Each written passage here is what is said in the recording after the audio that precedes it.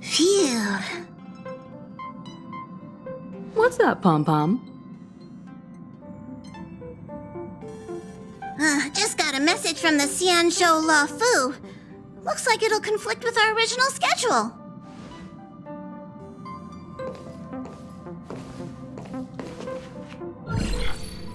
It's been a while, my friends on the Astral Express. How's your trailblazing expedition going? Soon, the Xianzhou La Fu will be holding the Luminary War Dance. Those who have aided the La Fu in overcoming the crisis are cherished allies of the Xianzhou. Thus, on behalf of the Seat of Divine Foresight, I'm extending an invitation to attend the ceremony. Your presence would be greatly appreciated.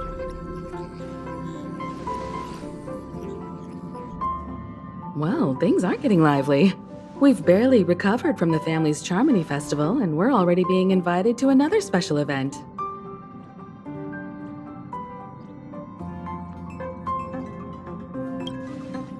Why not think about it this way? Our trailblazing expeditions are turning into blast expeditions, where we eat, drink, and play wherever we go. Blast? Expedition? Yeah! Wherever we go, we eat, play, and have a blast! So we should leave March behind to take care of the Express? Hey! That's not what I meant! I'm all for some fun. I just hope there won't be any surprise party crashers, like Friday or Saturday. The Xianzhou La Fu has recently overcome a crisis. By holding the war dance, they're demonstrating to everyone that they've returned to a state of peace and safety. But that's what everyone said before we went to Penacony.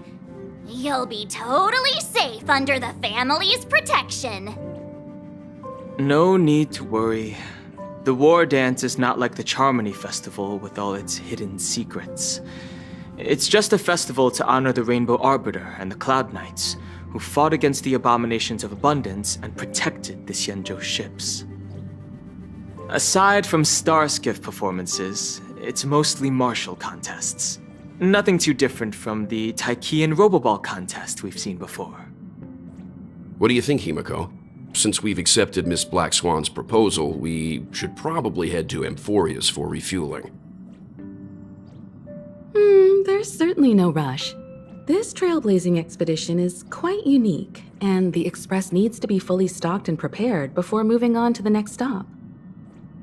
With Madame Herta's help, I was planning to deliver some Leviathan fossils from Kalinga Abyss to Ron May, member 81 of the Genius Society. It could earn us some favors before we set off. However, it may take a few weeks. Aw, so that means we're not going to the La Fu. Being an adult means maintaining relationships, whether we like it or not, March. Since we've been invited, it's only right for the Astral Express to attend the ceremony. So here's the plan. Pom-Pom will take everyone to the Xianzhou La Fu. Mr. Yang and I will meet up with Ron May and fulfill our promise. Meanwhile, you, March, and Don Hung will represent the Express and attend the war dance. What do you two think?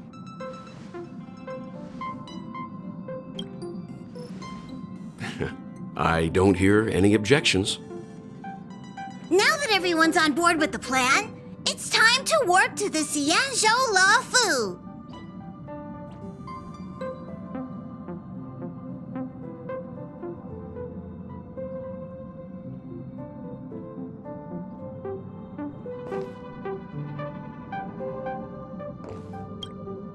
Kalinga Abyss. What does she expect to find there? Current research on the Leviathan merely proves how little we know about such life forms. That's why geniuses are interested in that field. Science is all about uncovering the unknown.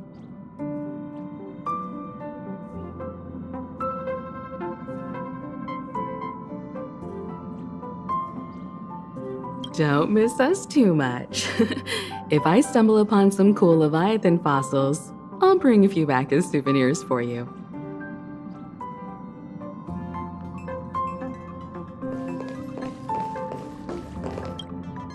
Himeko really knows how to convince people. Between Leviathan fossils and the war dance, the latter definitely sounds more fun.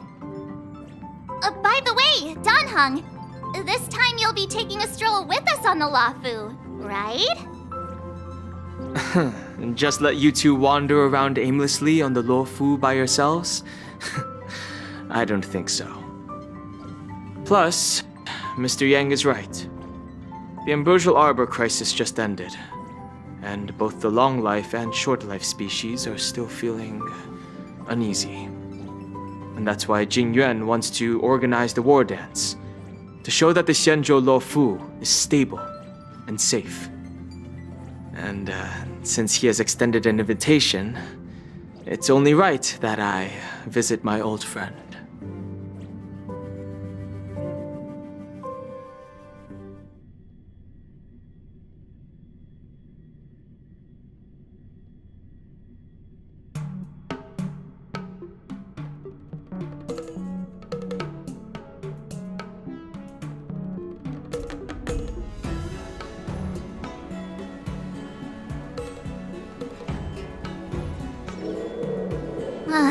Coming back to this place brings back so many memories, you know?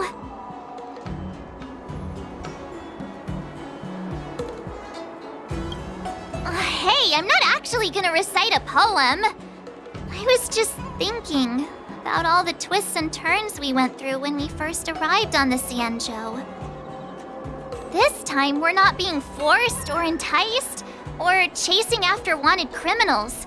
And we didn't have to sneak in through the cargo dock. This trip has been incredibly smooth. Quite unusual, I must say.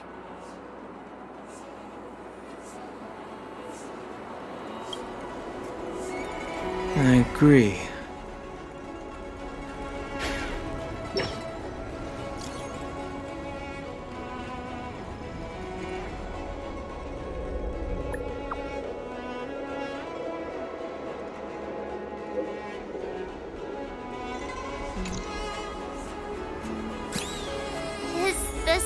Starskiff Haven always this crowded? Oh, there are so many people here. I can barely hear anything. Yanqing said General Jing Yuan sent him to welcome us. But where is he? Let's wait for him in front of the loom. It's the most prominent landmark on the dock.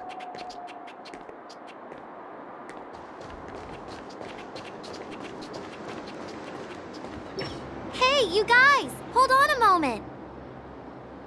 Did they just call us? Look at their outfits. They're from Penacony, right? Are you familiar with the Xianzhou Luofu? We know a little bit about it. What do you need? We are from Penacony. Maybe you've heard of it.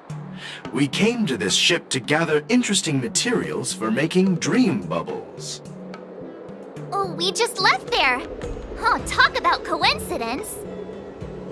That's great. Do you know any must-see attractions on the Luofu? We did, but the locals were all like, come on, there's nothing worth seeing on the Luofu. It's so boring here. Ha! Can't blame them. If someone asked me what's there to see on Penacony, I'd probably struggle to answer too. That's why we're asking fellow tourists. Most of the tourists around at the moment are here to attend the war dance. And that's why we're here too. Yeah, we know about that ceremony. But isn't the fighting ring still closed? I've heard the ring was actually converted from a huge decommissioned Luofu fighter jet. No doubt about it. It's a massive fighter jet. It's got to be larger than a civilian starskiff. But for now, all we can do is wait until the war dance starts in a few weeks before we can board it. We've still got work to do, so we can't just sit around waiting for it to start. That's why we're asking you about some must-see attractions. We're looking for unique experiences that you won't find on Penacony. Our clients love these kinds of dream bubbles the most.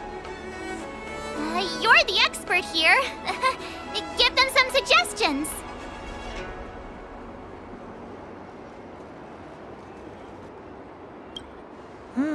Good idea. The everyday vibe of the Aurum Alley is a rare find on the planet of festivities. Everyday vibe. Yeah, our clients have had their fair share of adrenaline-pumping dreamscapes. Maybe something down to earth would touch their hearts. Thanks for the suggestion. We'll head to the Aurum Alley to gather materials. Maybe we'll run into each other there in a couple of days. Look, Yanqing's here. Really? Let's go catch up with him.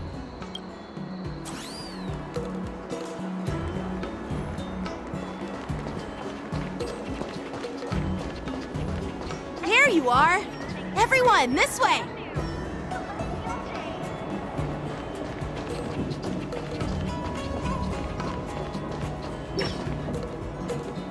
Hey everyone! It's been a while. Well, it doesn't feel like it's been that long since we last saw you. But, Yanqing, are you? What's up, Miss March? They say kids grow up really fast. Yanqing, are you a little bit taller than before?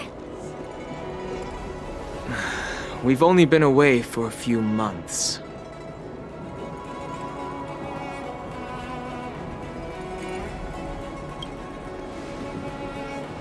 Long time no see. It's been a while. Oh, you've come along too, Mr. Danheng. Sorry for the delay.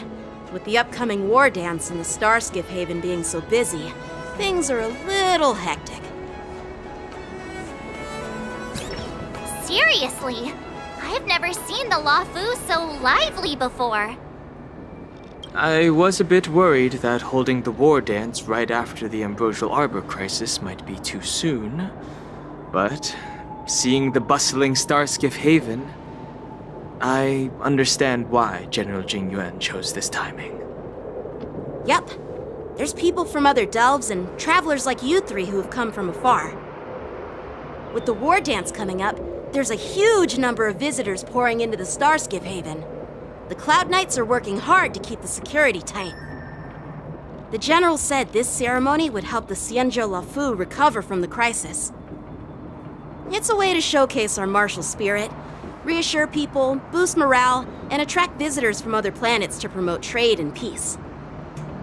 By the way, the Xianzhou Alliance places great importance on this ceremony too. The Xianzhou ships, the Zhuming and the Yaoqing, have both sent messengers to offer their blessings. Yeah, I wonder if you've heard of it. It's known as the Star Forge, and it's responsible for providing more than half of the Cloud Knights' armaments. The Xianzhou Zhuming boasts skilled craftsmasters, and General Huayan is a top-notch craftsman himself. If only I could get a sword forged by him, I'd be on Cloud 9. By the way, Yanqing, where are we headed next? I'm sorry for talking your ear off. The General wants to catch up with you at the Palace of Astrum. He's been eager to hear about how the Express has been doing. It's funny how he tries to act all mature, but whenever it comes to something he's interested in, you can really see his childish side. I agree.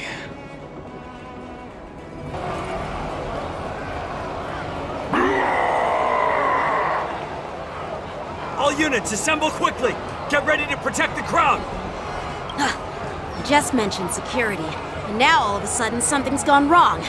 Excuse me, I need to go check out the situation.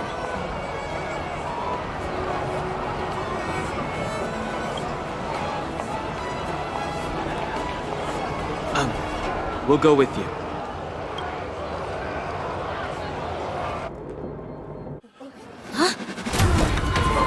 Watch out for this!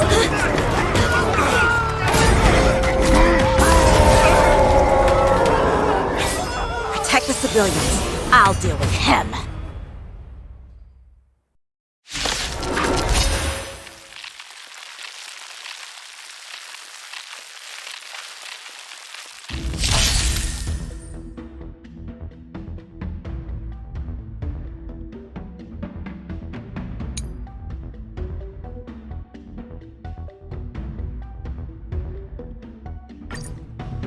Borison?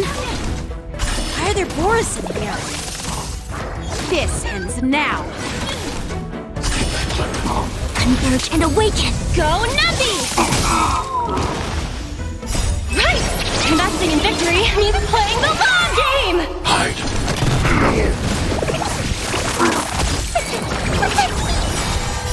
Fiends or devils, I'll crush them all! No matter. Stay back, Clara. Help me, Mr. Sora!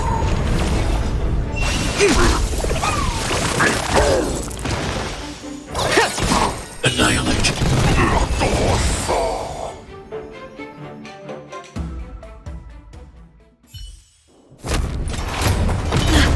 Not good.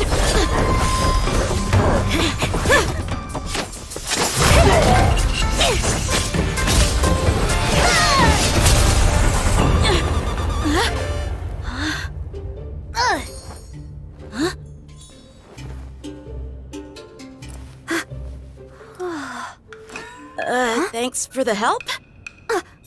Sorry, no time to chat. Could you give me back my...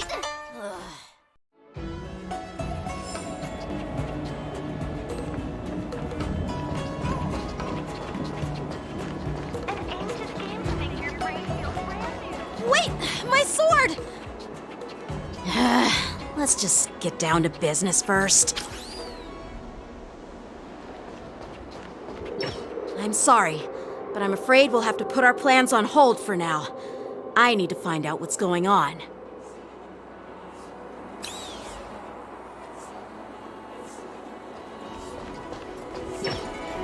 While we appreciate your rescue, my Xianzhou friends, don't you think it's a bit too much to detain us and our cargo? Sorry, but we've been ordered to detain you and your cargo for inspection until we figure out the source of the attack. Once we're done with the formalities, we'll let you and your cargo go.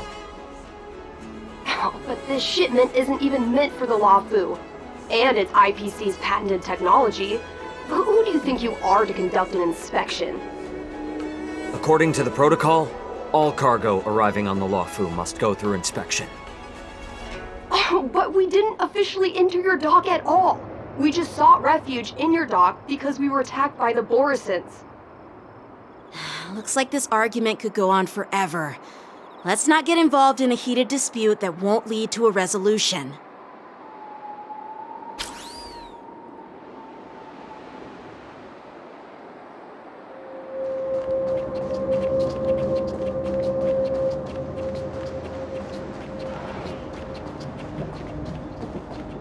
Who's in charge here?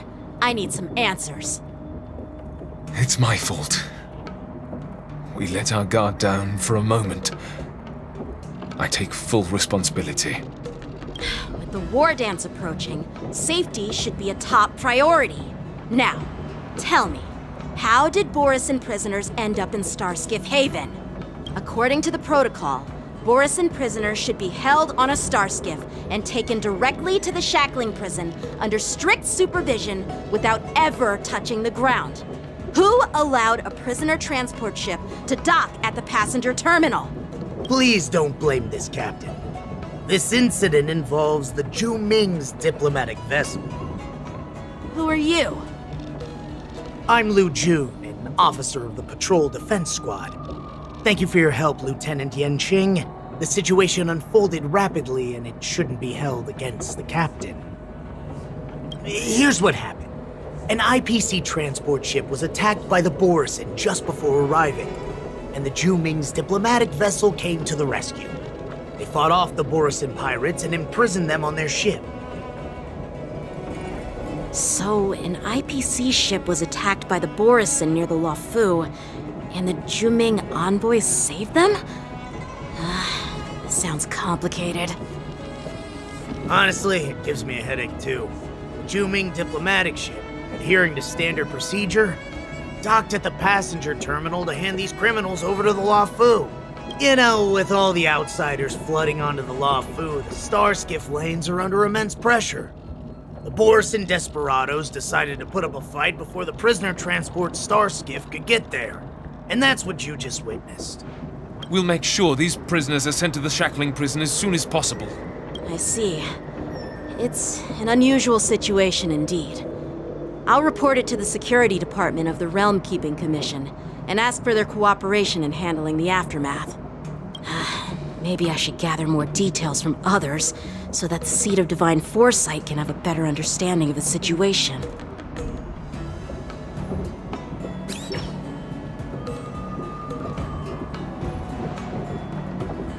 Oh, you look much maturer now, Yenqing. Please don't tease me, Miss March. The situation on the Xianzhou before the war dance is like a calm lake that can be disturbed by even the smallest pebble, capable of generating far-reaching ripples with even the slightest disturbance. What are those people? I mean, those monsters we just dealt with?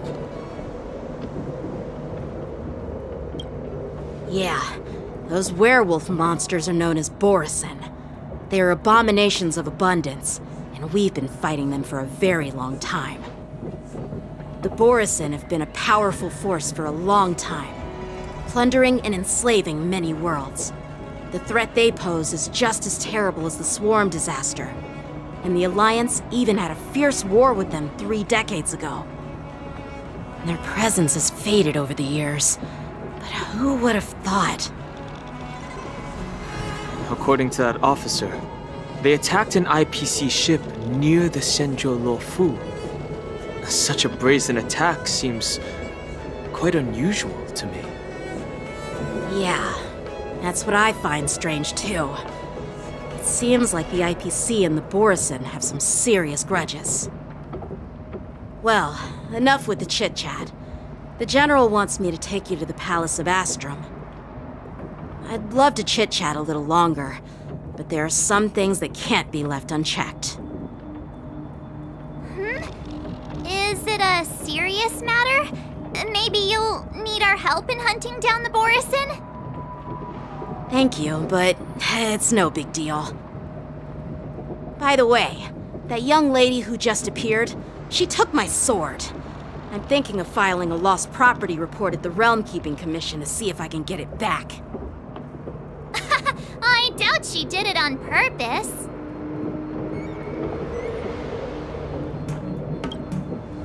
Perhaps she's around here somewhere. Shouldn't we take a look? All right, let's not keep the General waiting. Don't worry. There aren't many people out there with that kind of talent. It shouldn't be too hard to find her.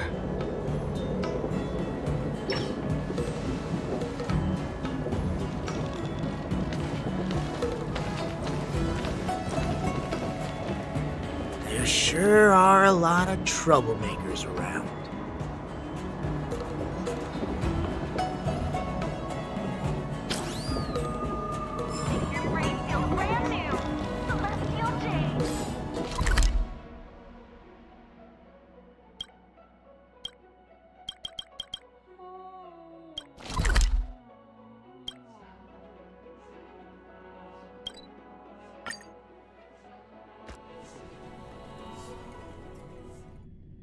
It's been a long journey, Elder Wyatt. Thank you for your presence. Don't mention it. Thank you for taking the time to welcome me.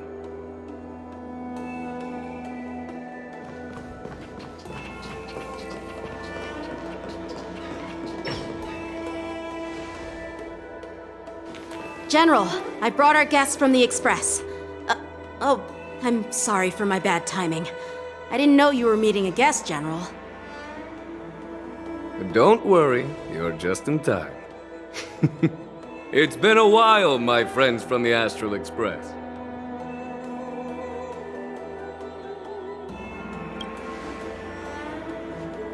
All is well when you have friends coming from afar.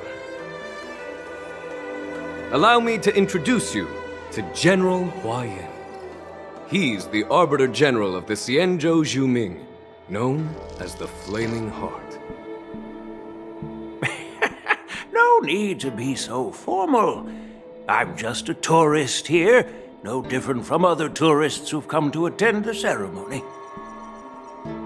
Elder Huayan is not only one of the Arbiter Generals, but also the Furnace Master of the Artisanship Commission. Besides his martial skills, he excels in forging various weapons. Such talents are unique, even among the Arbiter Generals. Be it Arbiter General or Furnace Master, these are merely titles given to me long ago. I've retired several times already, but with the current change in circumstances, the Marshal has called me back to duty, and I had no choice but to answer the call. Well, in the end, I'm to blame. Living such a long life naturally brings its share of disapproval. It's an honor to meet you, General Huayan. It's my honor to meet you, General Huayan.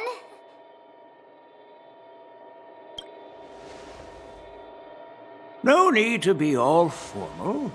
Today I'm just a guest on the Luofu, the same as all of you. So, these three are the ones you mentioned, Jingyuin? The heroes who helped you with the Ambrosial Arbor crisis? Indeed. There's Dan Heng, March 7th, and her. Without their help, I'm afraid the Luofu might not have easily overcome this crisis. So, the Imbibitor Lune's reincarnation has returned to the Luofu and will attend the war dance. I'd love to have a drink with you should the chance present itself. You're more than welcome, General Huayan. And this young friend is?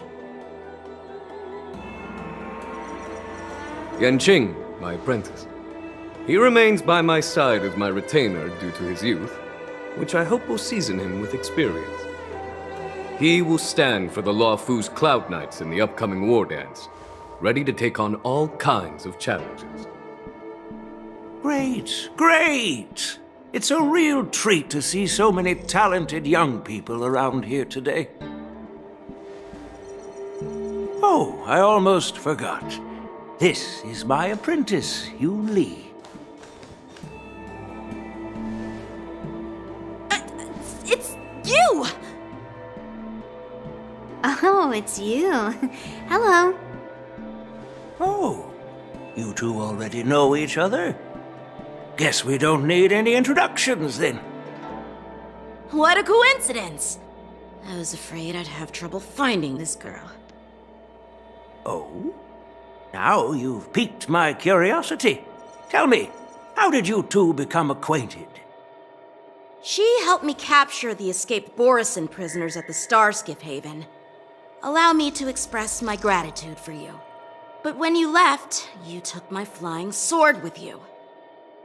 Your flying sword? Oh, so that's why I found a dagger in my bag. Turns out it's yours.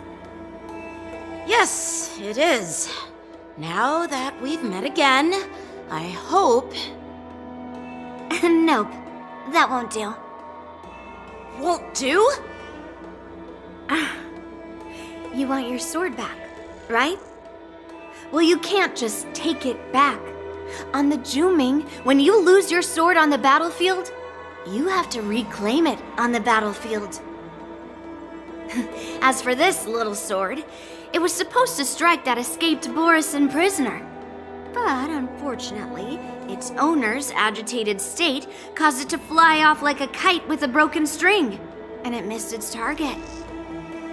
By the way, if I hadn't caught it and helped it hit its mark, that Borisin prisoner would have gotten away. Hold on a sec, Yun Li.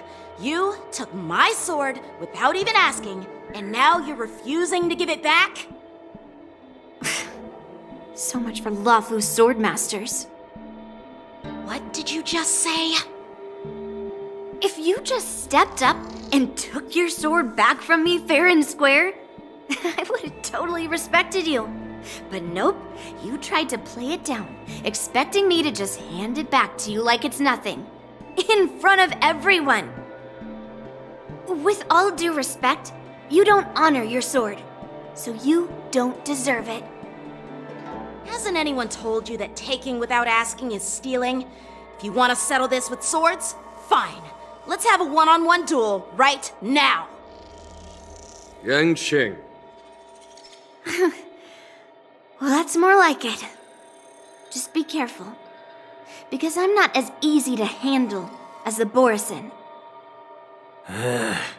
You two, be quiet and apologize to Yanqing. Hey! Whose side are you on, Grandpa? I don't take sides. It's a small misunderstanding, and an apology would be too much.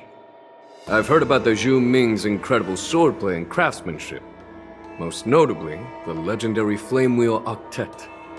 Seeing Miss Yun Li, who is among those ranks today, well, I must say she definitely has that fiery edge. Such grandiose names. Some folks love to spin these fancy titles, trying to set the Cloud Knights apart.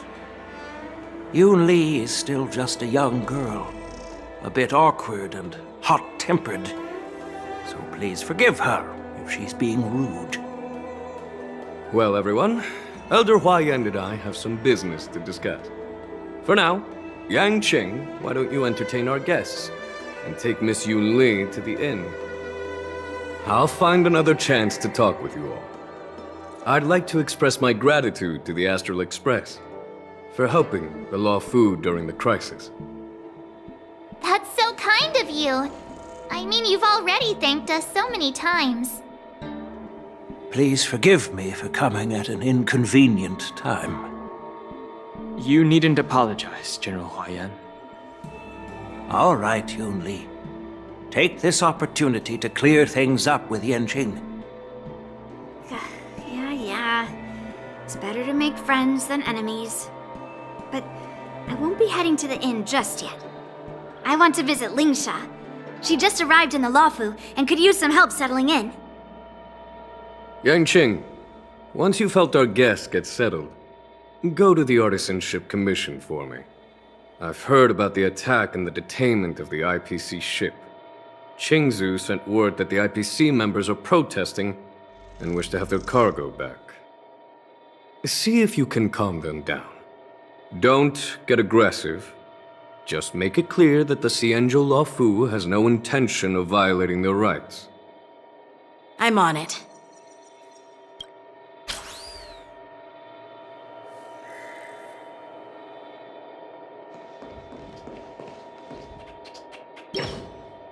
This is the report Qingzu just sent me. Let me take a look.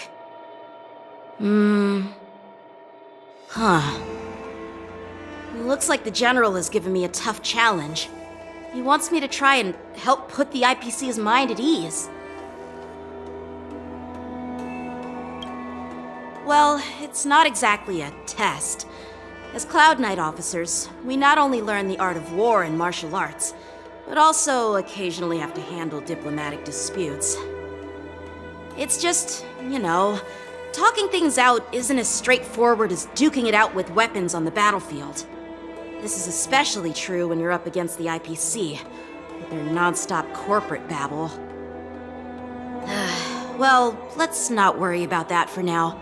Shall I take you to the inn?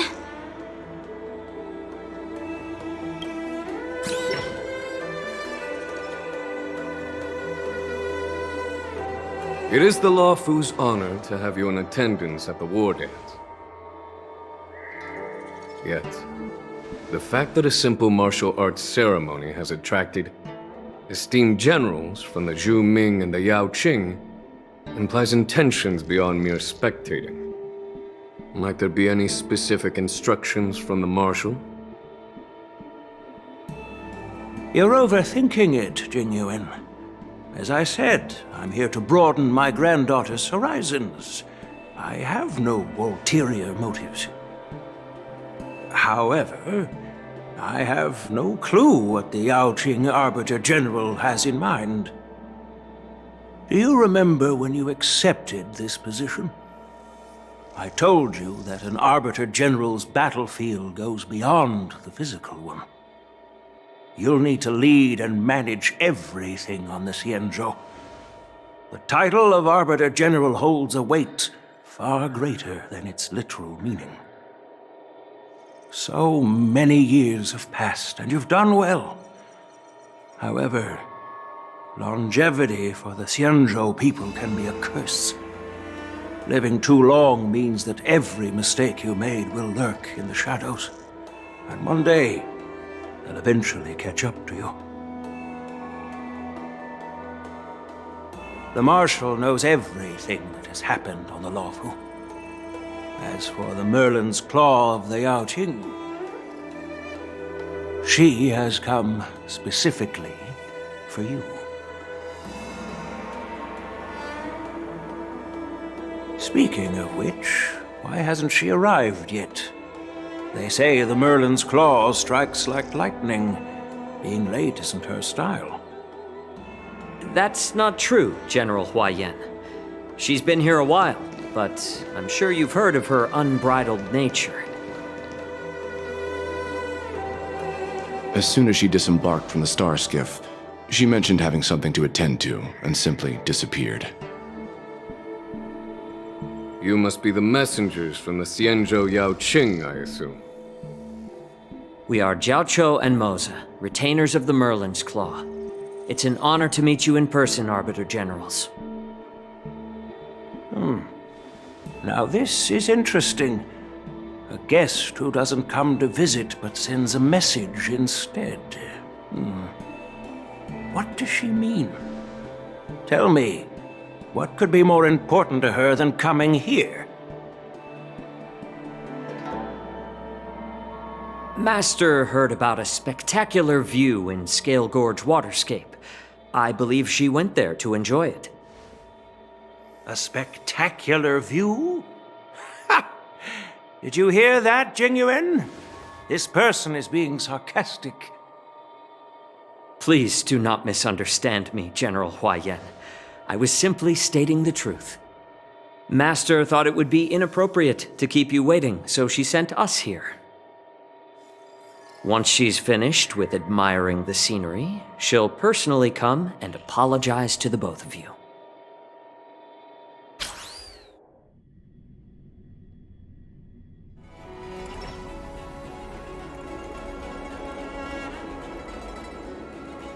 Drat, I forgot to ask Yunli to return my sword. Unacceptable. Every sword is precious to me. If it weren't for the General's interference, I would have taught that shameless girl a lesson in swordplay. By the way, I don't know if it's just me, but the General seemed a little reserved. Could it be because of Elder Huayan's visit? Reserved? Really? Maybe I'm just overthinking things. No, you're not. When I entered the Palace of Astrum, I realized that the messenger from the Xianzhou Zhuming was actually the Arbiter General himself. So, the messenger from the Xianzhou Yaoqing must be the Merlin's Claw herself, I presume. That's right. Well, that's what makes this entire thing so unusual.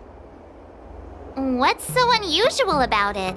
They simply received an invitation from Jingyuan, just like the crew, right? The war dance is just a small festival. And now we have 2 Arbiter Generals from other Xianzhou ships here. I'm afraid they're here for something more. Maybe they've come to hold Jingyuan accountable for the Ambrosial Arbor crisis? Hold him accountable? Come on, didn't the Luofu fall victim to the disciples of Sanctus Medicus and the Antimatter Legion? Why would they blame the victim? Donshu's rebellion and Ventilia's scheming are merely one side of the story to the other Arbiter Generals of the Alliance. Only a single piece of incontrovertible evidence remains, creating an endless source of potential complications. The Ambrosial Arbor. Yes. It's undeniable that the plague mark, which was subdued by the Xianzhou Luofu, has resurfaced. But was it really a conspiracy instigated by the Antimatter Legion? Or does it indicate a traitorous intent from within the Luofu, implicating Jing Yuan himself? Once the spark of suspicion is kindled, it proves hard to extinguish.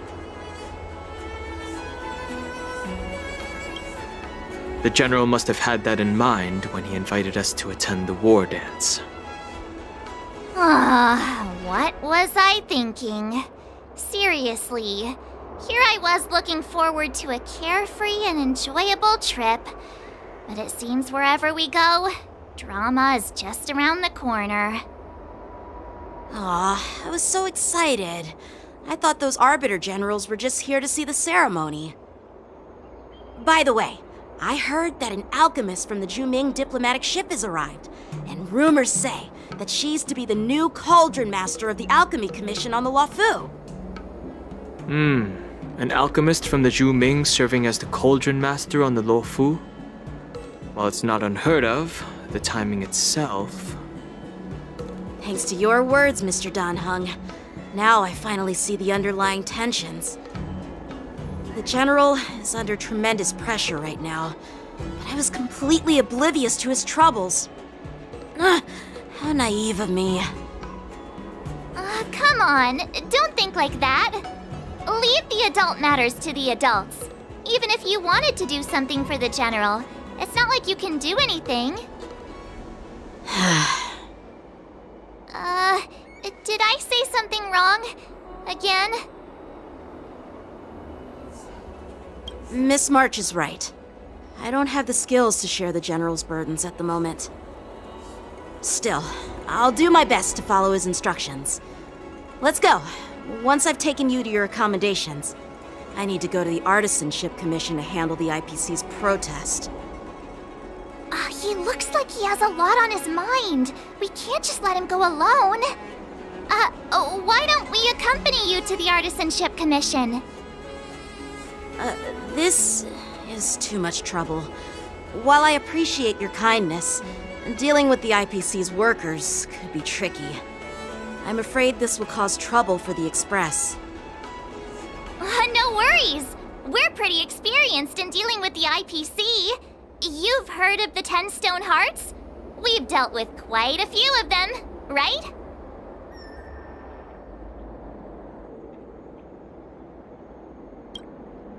Yeah, exactly. Are you being sarcastic? Well, since you're willing to help, I won't decline your kindness. Let's head to the Artisanship Commission and meet them.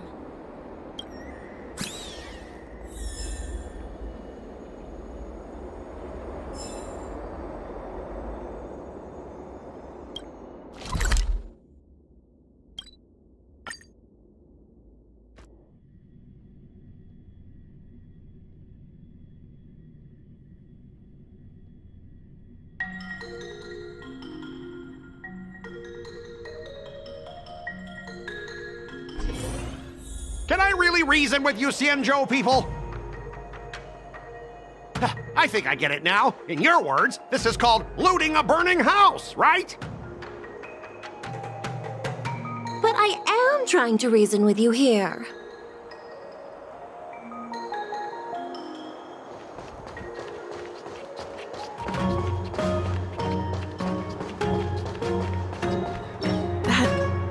Toxic voice sounds familiar. Haven't I heard it before in Aurum Alley? You know what? This isn't my first time dealing with the Skyfaring Commission. I can handle your unreasonable ways. But straight up snatching IPC cargo, isn't that going a bit too far? Just as I've said it many times already. Once we've inspected the cargo and completed the security check, you can be on your way. Is there something wrong with your ears, or is it just your brain? I'm hearing you loud and clear. I'm thinking clear. And my answer is crystal clear. Not a chance. Keep detaining my cargo, and I'll file a complaint directly with your general.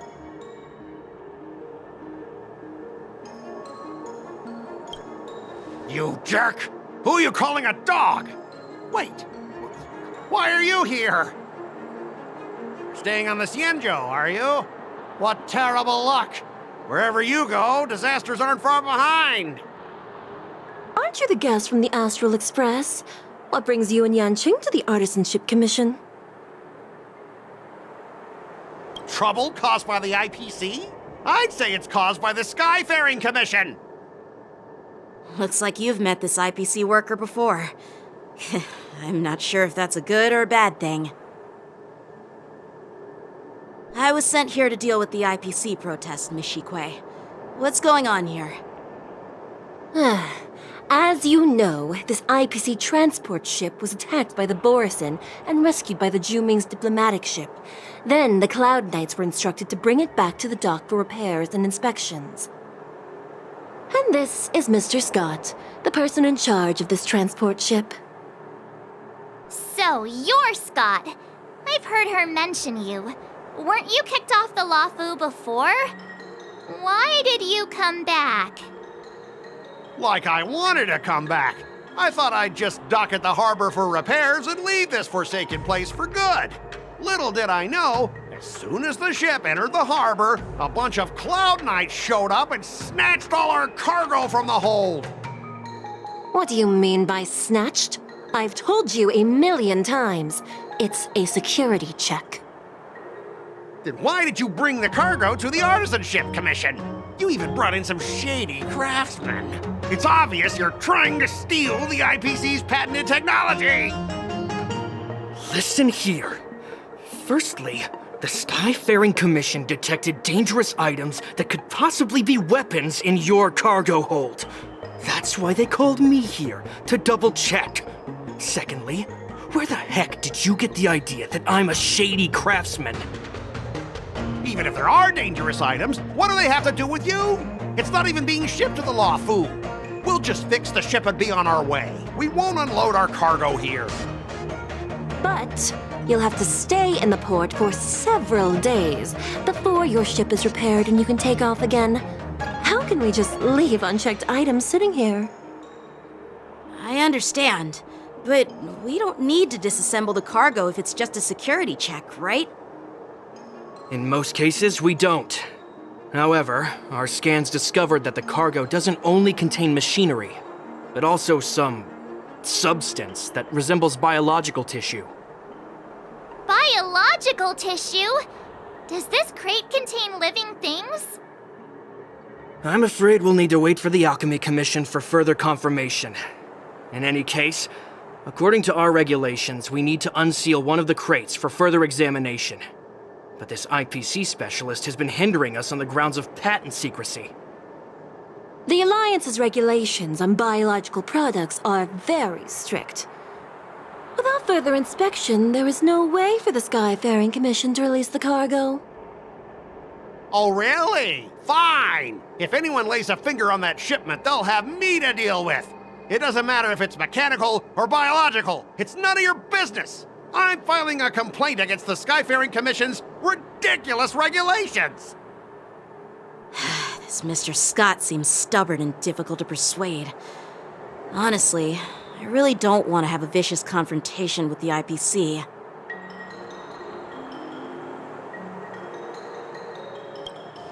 I heard how you helped Aramali. The IPC representative back then was Mr. Scott, right? Since you've dealt with him before, it looks like I'll have to rely on you again. What are you guys whispering about over there? Just hurry up and give us back our cargo.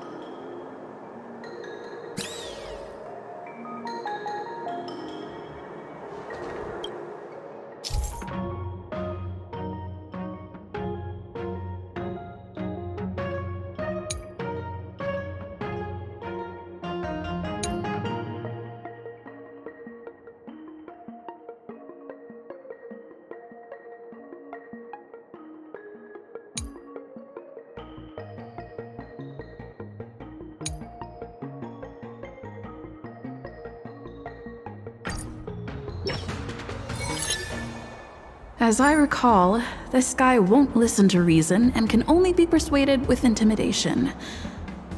But he does seem to follow rules to some extent. Let's use that against him. Speaking of regulations, we have our own laws and regulations too.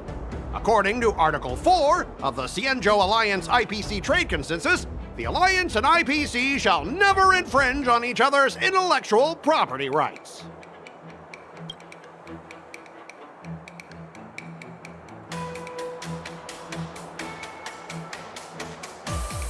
I didn't expect to see you again, Mr. Scott. We had such fun in Arum Alley last time. It seems our paths are destined to cross once more. Stop pretending we're friends! If I could actually beat you, I'd punch you in the face. So, are you guys gonna resolve this problem? Or are you just gonna let this clown put on a show here? Let's just pretend we don't know her, Don Hung. Even if we set aside the secrecy of intellectual property, these prototypes built by the Intelligentsia Guild are incredibly valuable, beyond your wildest imagination. If anything goes wrong, you won't be able to pay for it even with your lives.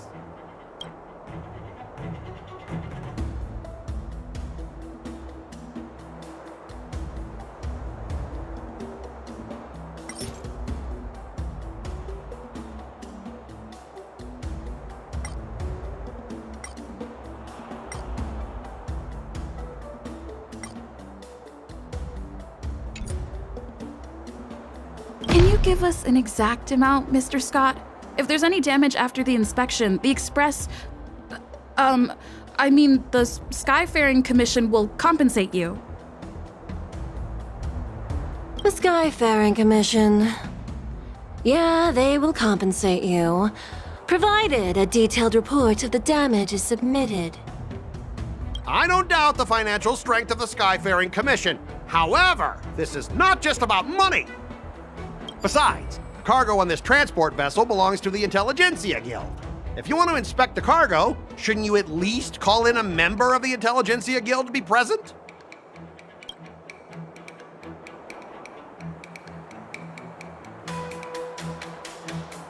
I'm pretty tight with Dr. Ratio from the Intelligentsia Guild, almost like family.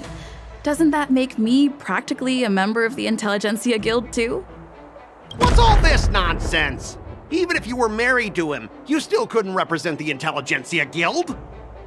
We both need to follow the regulations, because that's how the IPC and the Cienjo operate, right? As an IPC worker, I have to abide by its regulations. If I make an exception and allow you to inspect the cargo, it'll spell disaster for me.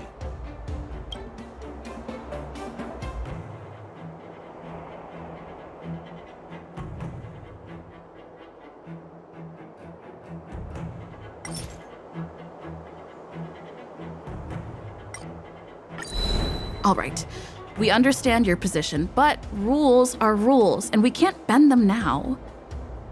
However, we'll note down your concerns and pass them on to management. We'll keep you updated on any developments.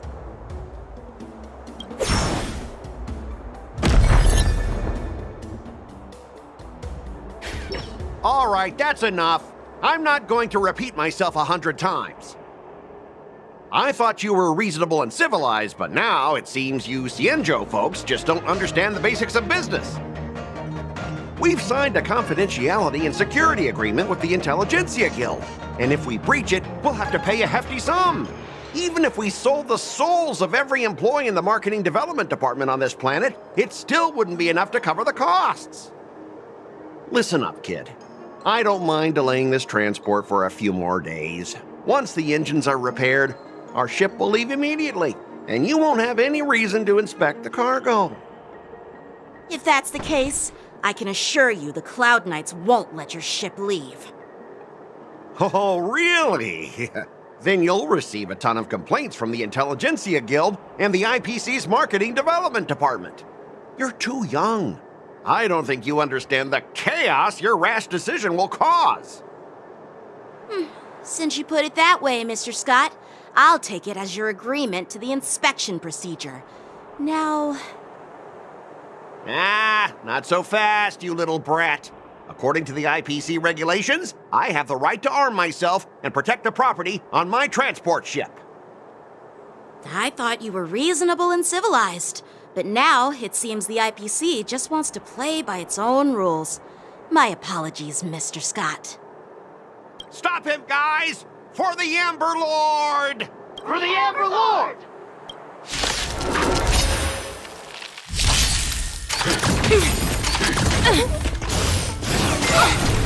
Stay back, Clara. Better cut our losses. Converge and awaken. Human creations. Go Nappy! Right! Investing in victory means playing the long game! Hide. Get them! Steady.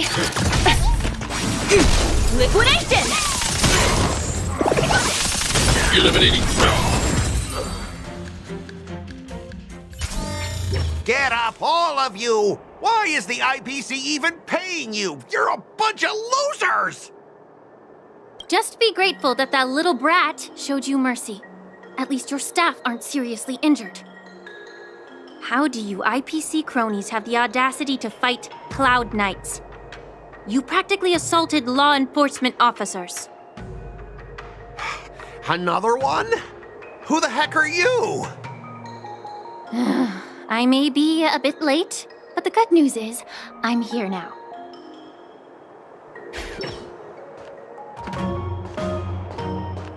Allow me to introduce myself. I'm Lingsha, Cauldron Master and head of the Alchemy Commission on the Lawfu. Could she be? Yeah, she's the new Cauldron Master assigned here from the Xianzhou Zhuming. I received a report from the Artisanship Commission about cargo containing samples of unknown organisms. It said they needed help from the Alchemy Commission.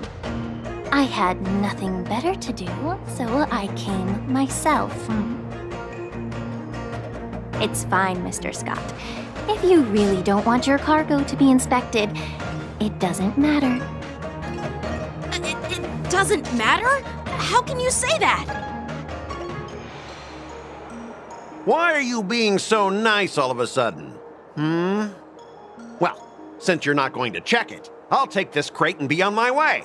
Is that okay with everyone? Yeah, sure. Why should I object?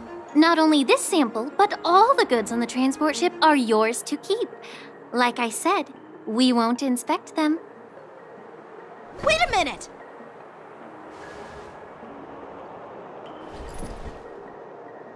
Well, that's more like it. If only the young displayed a more reasonable attitude, we could have sidestepped that altercation just now. Our ship will leave in a few days once the engines are repaired. Your ship can leave whenever you want, but I'm afraid I can't say the same for your cargo. According to the import and export regulation signed between the Xianzhou and IPC, all biological shipments can only leave the port when they have confirmed to be of no threat, or when all biological activity expires. Since we can't determine if your shipment is safe for the environment, I guess we'll have to wait for its biological activity to expire. Let me check the previous cases. Normally, it'll only take around 47 star calendar years. Only 47 years? Why so surprised? You're still young and full of energy. I'm pretty sure you'll live a few more decades. Have some confidence in yourself. Ha! Typical of a long-life species. Your words are dripping with sarcasm. While you may not care about time, I do. I'll be demanding double compensation from the Skyfaring Commission for every minute wasted. Sure thing, Mr. Scott. You seem pretty confident that your career and life will last long enough to witness this victory unfold.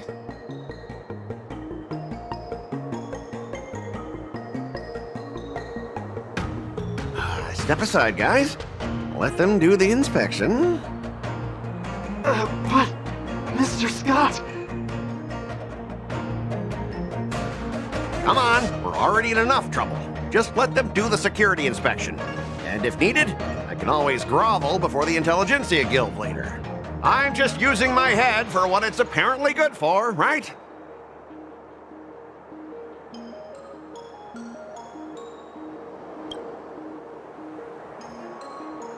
Well, honestly, at least you're not as annoying as that woman. Bro, just do the inspection. This lady is really something else.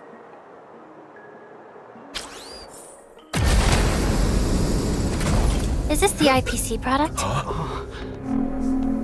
Listen up. Any damages caused by inspections will be filed with the IPC.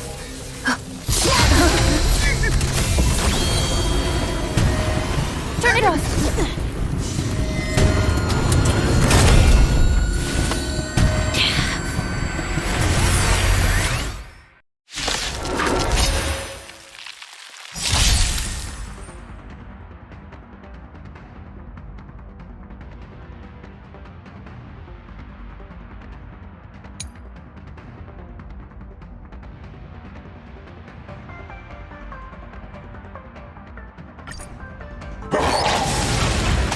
How unexpected.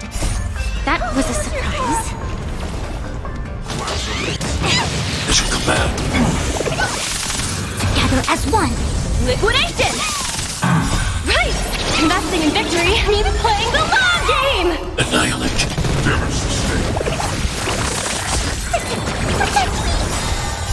Fiends or devils. I'll crush them all! Mission command. Stay back, Clara. Human creations! Hide. Help me, Mr. Sora! Mission command. Get there! Mission command.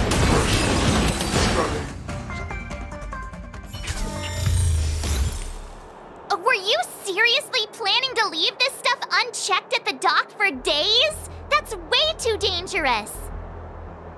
I had no idea about it. You must have accidentally triggered the cargo's defense program. I don't think trying to shift the blame is a wise choice. But seriously, I don't know why that thing suddenly started moving. I swear on the Emperor Lord. Enough. Miss Shikwe, please escort our IPC guest to the Skyfaring Commission. I'm on it. Please follow me, Mr. Scott.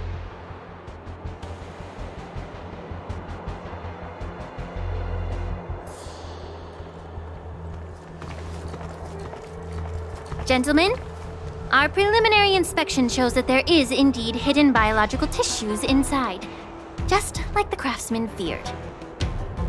I can't even tell if it's ingenium or biological in nature.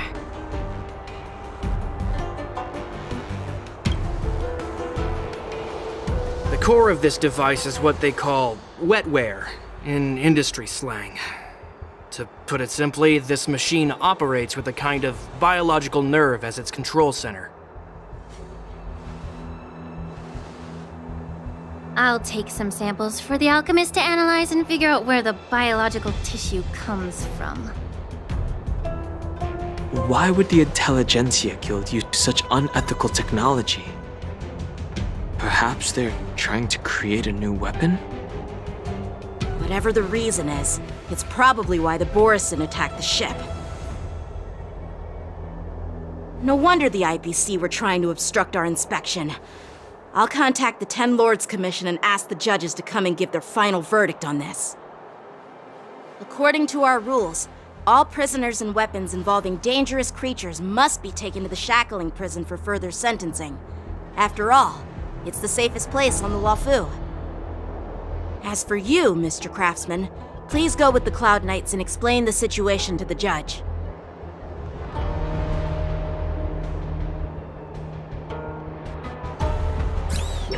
had a feeling that the IPC members would cause trouble, but I didn't think they'd be this tricky. Thanks for your help, Miss Linksha. I should thank you for saving my life. Your sword skills were impressive, taking down that big guy. I thought the General's retainers were all burly martial masters. I didn't expect Yanqing to be so... Yeah, exactly. He's young and talented. As for you, you must be the guests from the Astral Express, right? Saving the Luofu from that crisis. It's so impressive. It wasn't a big deal. Really. It's still early, so why don't we get some tea at the Alchemy Commission? We can discuss your suggestions for revitalizing the commission. I'd be happy to accept your invitation. And you three are coming too, right?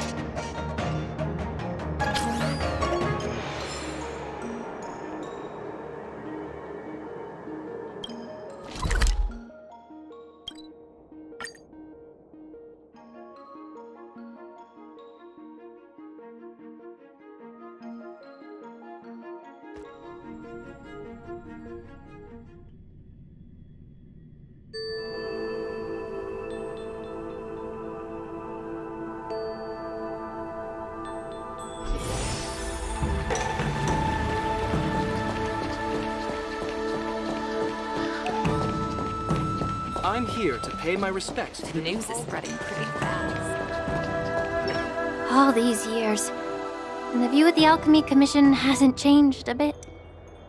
The tides come and go, but the ancient sea remains the same. For us Vidyadhara, there's nothing more nostalgic than our homeland.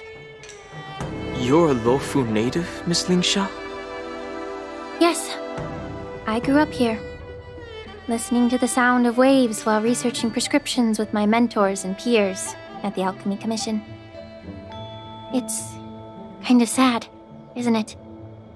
Everything changes but somehow remains familiar.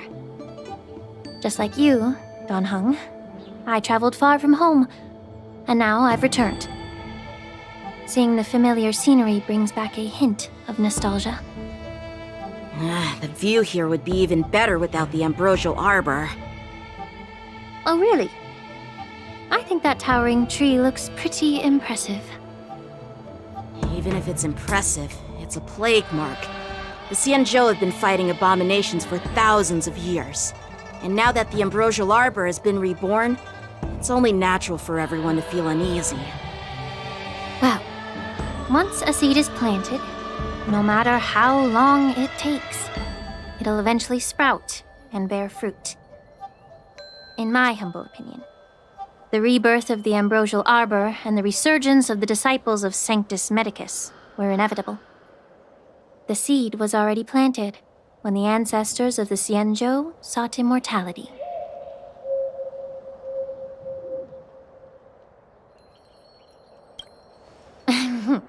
My bad. Well, since you went through the entire ambrosial arbor crisis firsthand, Dan Heng and Lieutenant Yanqing, I'd like to discuss something with you. What would you like to discuss, Miss Linksha? I was lucky enough to be chosen by the Alliance to come in and clean up all the old grime in the Alchemy Commission. Honestly, the Alchemy Commission is riddled with problems and has reached a point where fixing it seems impossible. I'm looking to remedy this problem, but was wondering if you could provide any insights. Well, even though I'm a Vidyadharan like you, I'm an outsider, just like my companions here. I can't really say much about a remedy, but I do have a piece of advice, Miss Linksha. The Vidyadhara and the Alchemy Commission on the Luofu have always been intricately connected. If you cannot distance yourself from these ties, Miss Linksha, changing the situation within the Alchemy Commission may be quite challenging. I may not know about politics, but I do know that the disciples of Sanctus Medicus have been operating within the Alchemy Commission for years. If you're determined to root them out, maybe you should discuss it with the General. I see. Thank you for your valuable insights. While the Lux Arrow from the Rainbow possesses unparalleled power to sever the ambrosial arbor, it can't sever mortals' desire to prolong their existence. Just like how the Cloud Knights can eliminate the remnants of the disciples of Sanctus Medicus, but are unable to calm the hearts and minds of the people within the Alchemy Commission. Our Xianzhou forebears knew this well, and that's why they entrusted the duty of guarding the roots of the arbor to the Vidyadhara. However, the Vidyadhara are still only mortal beings. 30 years ago, my mentor served as Alchemy Commission's Cauldron Master. She recognized the emerging undercurrents and sought to cleanse the source of the disturbance. Unfortunately, even though she was skilled in the art of healing, she didn't understand the human heart or how to eliminate the sickness lurking within the depths of the Alchemy Commission. In the end, she was framed and exiled to the Juming. I was also implicated and had to leave the Luofu. And guess who arbitrated the case and handed down the sentence? None other than General Jing Yuan himself. What? You heard it right. The ones responsible for the corruption in the Alchemy Commission are not just the remnants of the disciples of Sanctus Medicus, but even the Divine Foresight himself.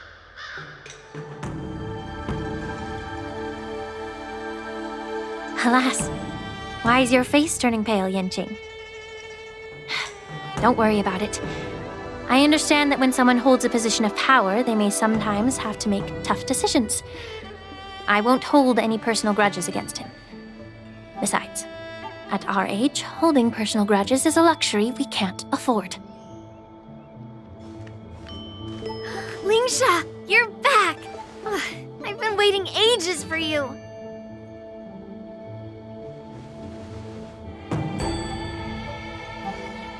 Yunli, why aren't you with your grandpa? What brings you to the Alchemy Commission? Well, let me take this opportunity to introduce you to Yanqing. What a small world. You stole my sword! Give it back! I see. Let's skip the introduction part then. Why do I keep bumping into you? Are you stalking me or something? Of course not. Unlike you, Miss Yunli, I have important things to take care of. You, on the other hand, seem to have all the time in the world to wander around without returning my sword. Grandpa used to say that a sword reflects its master. I talked to your sword, and it told me that you've been distracted.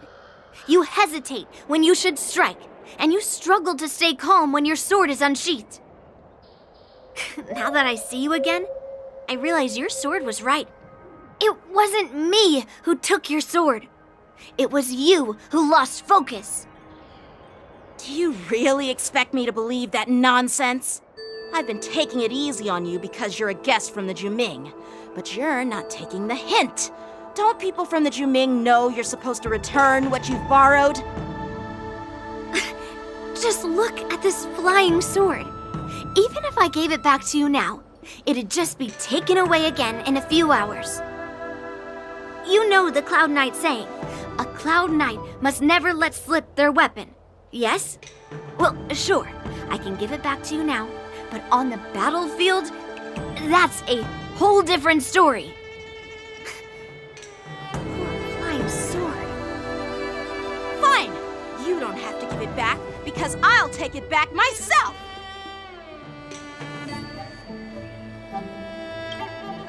Between these two, who do you think is tougher, Dan Heng? Don't get me wrong. I'm just curious. Get ready to separate them. It is my first day at the Alchemy Commission. A brawl is definitely not how I imagined celebrating it.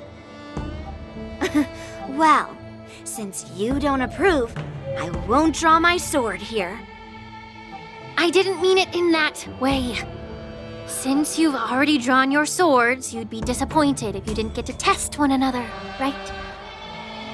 I've received reports that the delves near the Alchemy Commission are still infested with abominations. Seems like my predecessors left quite a mess. So, if you two want to determine who's better, why not focus on them instead of each other? Clearing out some abominations? Sounds boring. It's the Cloud Knight's duty to eliminate those abominations. You don't have to ask me twice, Miss Lingsha. I'll help you get rid of them. Oh, you think you're the only one who knows how to behave?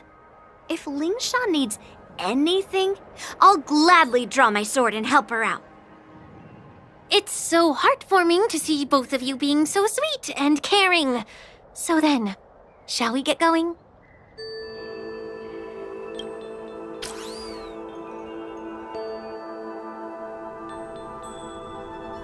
Ever since the disciples of Sanctus Medicus were eradicated, their experimental abominations have been festering here. If you want a contest, I'll be the referee. The one who kills the most abominations within an hour wins. Lingsha, as always, you're still an expert in making unpaid work sound so noble and grand. It's for your own good, little Yunli. While you desire to compete against each other, I don't want to see either of you getting hurt. That's really thoughtful of you, Cauldron Master. So, are you both ready?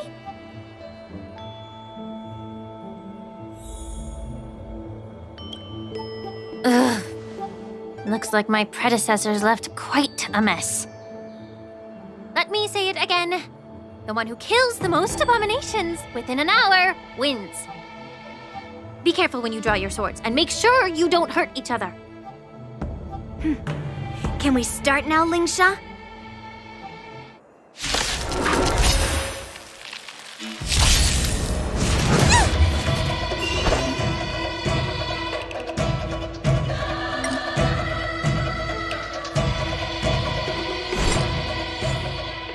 Strike with heart! Go Nappy! Eliminating threat. Get them! Blade and flight! Lead through clouds! You've got style with those moves, but you're not striking where it counts. It's such a shame to see you misuse your sword like that. Right! Investing in victory means playing the long game! Hide. Help me, Mr. Sora! Get them! Strike with heart!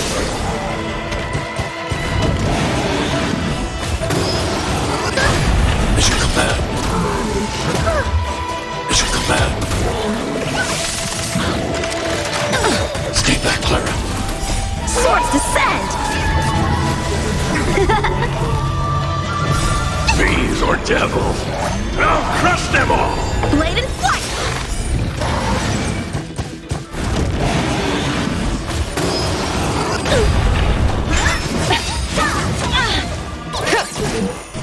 Through clouds!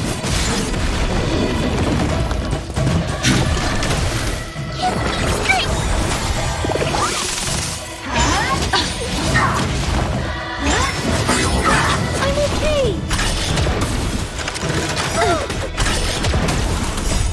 Help me, Mr. Sora! Strike with heart!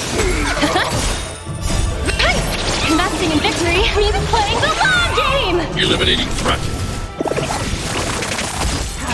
Are you alright? I'm okay!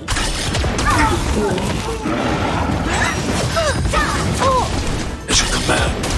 Blade and flight! Swords descend!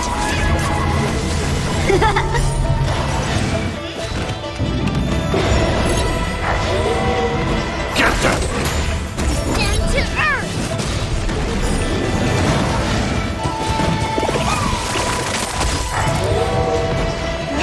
Are you alright? I'm okay!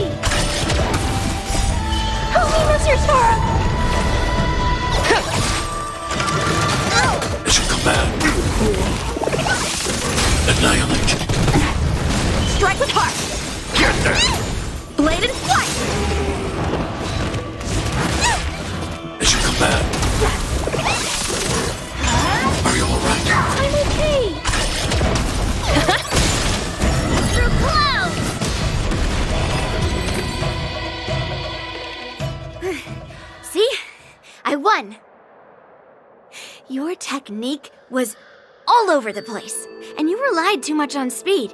Is this really all the Cloud Knights of the Lawfu can muster? So disappointing. All you did was chop down a few monsters. Don't get carried away with yourself. Oh, well then I'll give you a chance. Defeat me or hand over all your swords. If you're trying to pick a fight, just ask, because I'm ready for you.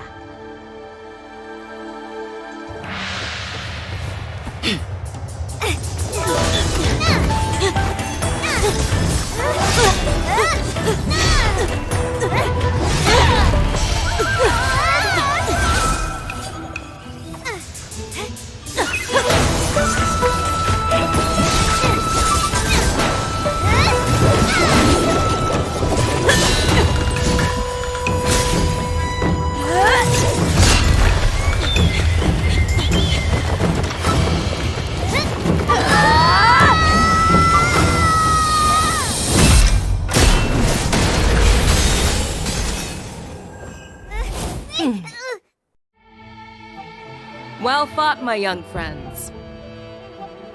However, both of you have shortcomings. One of you focuses on dodging and weaving, while the other relies on brute strength, trying to take down targets with a single strike. Who are you? Me? I'm just a patient seeking medicine from the Alchemy Commission. A passerby, if you will. I thought I'd see my fill of impressive fights during the war dance. Yet here I am, able to witness a remarkable fight at the Alchemy Commission, of all places. Well, the Lawfu is never short of surprises. However, I have a small suggestion for you. Why don't you settle this dispute fair and square in the war dance's ring? That way, you can resolve your differences with a proper duel and put your grudges behind you. Grudges? No, not at all. Yunli and I, we were just sparring. Sparring? You summoned your flying swords and she swung her sword with full strength. No grudges between you. I don't believe it. Aha! What brings you here, Lady Fei Xiao? Have you finished your health consultation with the Dragon Lady? Fei Xiao? Grandpa always talks about you. Could it be that you're... The Merlin's Claw of the Xianzhou Yaoqing? Looks like I'm quite famous on the Xianzhou Lawfu, too. Of course. Everyone has heard of the great general. Known to all, and unbeknown to none. Great general? Isn't that title a bit too narcissistic? I don't like it. Ooh, I heard there's a dozing general on the Lawfu, so I came up with a humble nickname for myself. The Lacking General. Lacking in worries, regrets, and rivals. Sounds much better, right? Yeah, that's a befitting title that sounds both humble and impressive. Now that the sparring session is over, Yanqing and Yunli, shouldn't you politely thank General Fei Xiao for her guidance and bury the hatchet? Here's your sword. Keep it safe. Or it might get taken away again. By the way, we haven't settled the score yet. I'll defeat you fair and square next time we fight. This is how she apologizes? Now that I finally got my sword back, I should report to the seat of divine foresight. I'll take my leave, General Fei Xiao.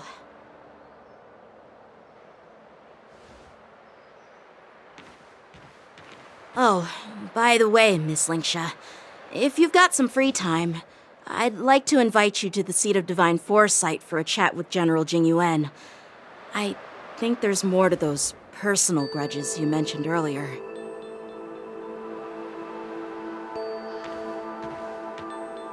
Thanks for stepping in, General Fei Shao. Otherwise, I'd have had to knock them out with my incense. Not at all. Just doing what you asked. How about we call it even as payment for the healer lady's consultation? Sorry, but even a general needs to pay their bills. We don't do credit here.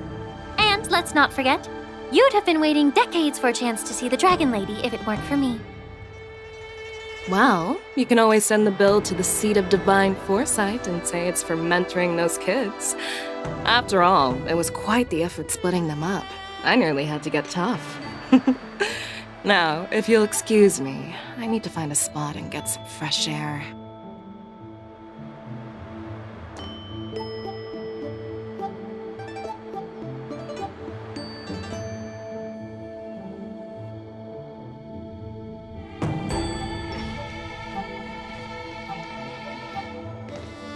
Back already? You've met with Jing Yuan and wandered around for a few hours. So, what do you think? It appears that the Divine Foresight is using this war dance as a show of strength to convince everyone that the Luofu is prospering after the Ambrosial Arbor crisis. But... I know you're going to say but, right? But the influx of people attending the war dance is like a breeding ground for disorder and rumors. One wrong move, and the Luofu could be in a world of chaos. The Cloud Knights on the streets remain vigilant, so at the very least, General Jing Yuan is aware of this. As for other matters, I'm unable to say. I'd prefer to be excused from future meetings with generals. I'm just a military healer. And now all of a sudden I'm thrust onto the center stage having cordial chats with two generals? My work doesn't lend itself to being in the limelight either. Just stop whining. At least you're in one piece, right? Before getting in touch with General Jing Yuan, I wanted to put aside my assumptions and see his momentum. That includes the overall bearing of the Cloud Knights on the street, what people are saying, and how those close to him behave. The might of an army dwells not within its pawns, but within the force of its collective momentum. Recognizing this fact reveals the true measure of power. Thanks for enlightening me, General. A perfectly clear statement turned confusing thanks to your translation.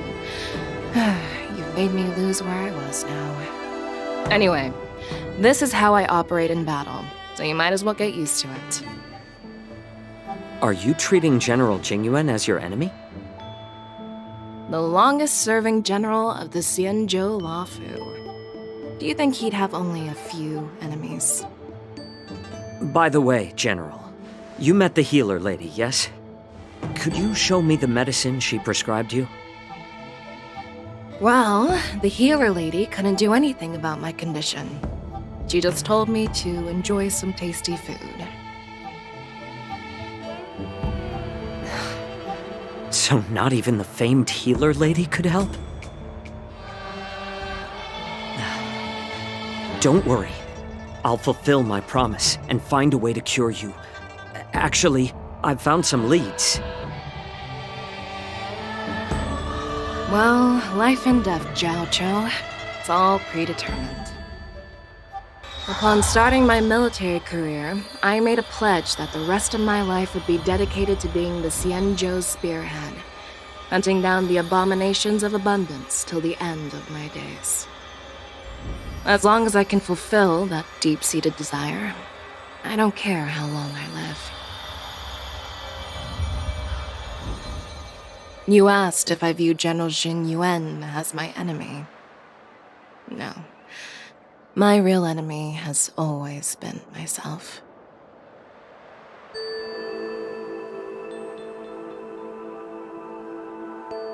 Enjoy some tasty food. So, what's for dinner tonight? Jeez. You really know how to read the room, don't you? You guys figure it out for yourselves. I'm due to catch up with an old war friend I've not seen for quite a long time.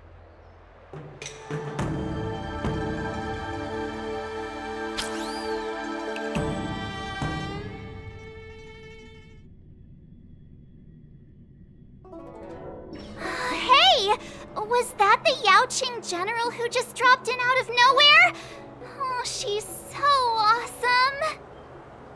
I mean, when Yun Li swung that massive sword, she just casually blocked her attack with ease. Mine too. Yeah. But to go up against Yun Li is quite impressive, you know?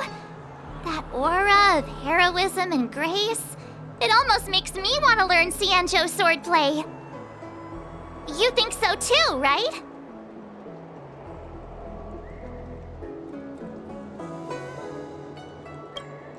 I agree. General Fei Xiao is indeed impressive. I was actually hoping you'd give Yanqing some praise. Thanks for the kind words, Miss March. The war dance is coming up, and I've been chosen to represent the Cloud Knights in the ceremony. I've had my fair share of defeats lately, and even though I know there are always more skilled swordmasters out there, seeing General Fei Xiao's skills today has made me feel a bit uneasy again. Don't underestimate yourself. After all, generals won't fight in the ring during the war dance. Just remember the state of mind you had when you single-handedly took on me and Blade, putting life and death aside. With that mindset, you can prevail against most challengers. I see. Thanks for the advice, Master Dan Heng. By the way, now that today's events are over, General Jing Yuan wants to invite all of you to the Seat of Divine Foresight. He has something important to discuss. I bet it's about how to deal with the generals from the Yaoqing and the Zhuming. I really don't want to get caught up in grown-up games so soon. I just hope Generals Fei Xiao and Huaiyan can see the truth. We don't need any more chaos on the Luofu before the war dance.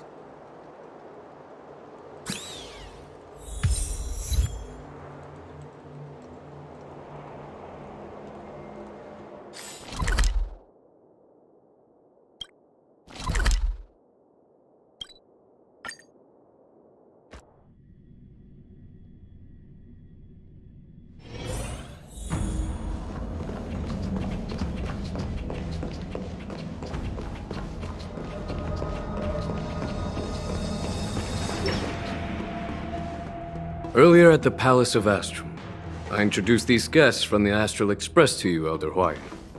But with all the people around, we only exchanged pleasantries. Now, I'd like to officially introduce them to you. These three braved great dangers, accompanying me to perilous places, defeating the chief culprit Vantilia, and uncovering the conspiracies of the disciples of Sanctus Medicus. If you wish to know more, please, feel free to ask us. Well, I skimmed through the reports about the Arbor's rebirth from the Master Diviner Hu Xuan.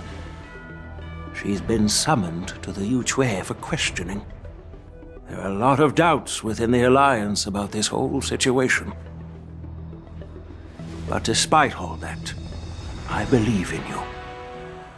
Since you joined the ranks, you have repeatedly achieved remarkable feats. After the High Cloud Quintet each went their separate ways, despite the many criticisms within the Alliance, the Marshal still stood firm against the dissenting voices and entrusted the Luofu to you. Over the years, you've served the Alliance with loyalty and wisdom. You've taken down abominations in Thalassa, rescued the Xianzhou Yuchui from a siege, and destroyed the demonic planet summoned by the denizens of abundance. I still remember those battles vividly. There are fools who doubt your loyalty. They're happy to see the divine foresight fail because it gives them some kind of sick satisfaction. They haven't achieved anything of their own, so they feed off the failures of others. but I've seen enough failures in my time. And I want to believe that your loyalty has never wavered. So, General Fei Xiao of the Yaoqing is the only one investigating the Ambrosial Arbor crisis on behalf of the Alliance? No. I am too. This old man's words always catch me off guard. The Marshal ordered me to come to the Xianzhou Laofu, but the document only says, attend the war dance and listen to Fei Xiao's questioning. The Marshal is well aware of Jing Yuan's purpose in holding the ceremony and understands the situation he is facing. She mentioned it because she believes both issues are important. Thanks for your kindness and sincerity, Elder Huayan. But is it appropriate to tell everyone here about the Marshal's orders? By introducing the Express's witnesses to me alone, aren't you aiming to discern the intentions behind both my actions and Fei Xiao's, and whether there's any discord between us? Well, since I'm being open and honest with you, I encourage you young folk to do the same. As for the Ambrosial Arbor crisis, all I need to do is listen. General Fei Xiao will be the one asking the questions. To be honest, I'm more concerned about the timely start of the war dance. Oh, by the way, I've prepared a gift for the war dance.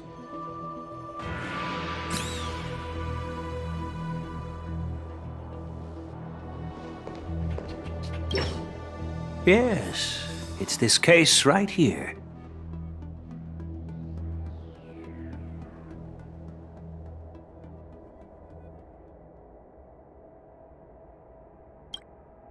There will be numerous contests and celebrations during the war dance, and the main event will be the Ringmaster's Challenge.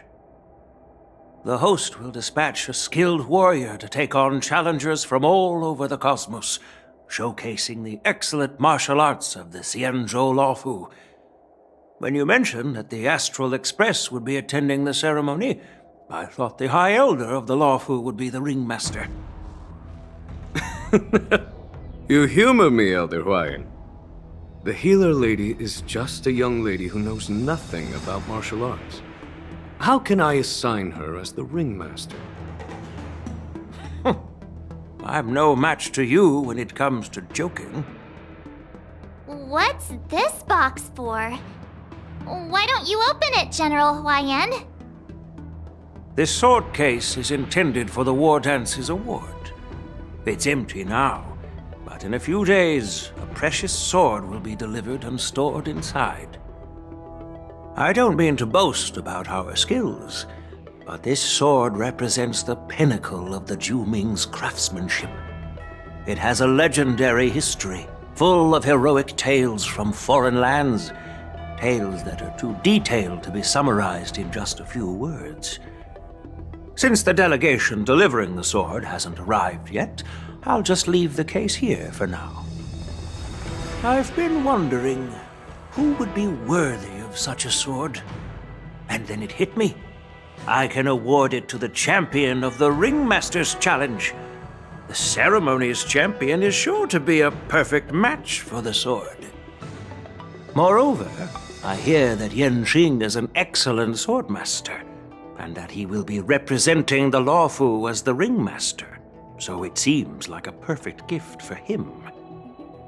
Thank you for your generosity, Elder Huayan. If you want to give me a sword, just say the word, Grandpa. No need to beat around the bush. You've got confidence, my girl, but I don't think you can best Yen Xing. I know you're all about swords, Miss Yunli. It's just a shame that it's the sword that ultimately chooses its rightful master. Yeah, and even if someone gets their hands on such a precious sword, it'll probably end up in someone else's. The outcome of our duel at the Alchemy Commission is still up in the air.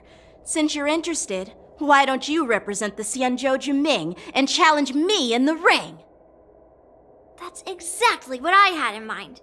Nobody knows who's gonna come out on top. It could be me, could be someone else.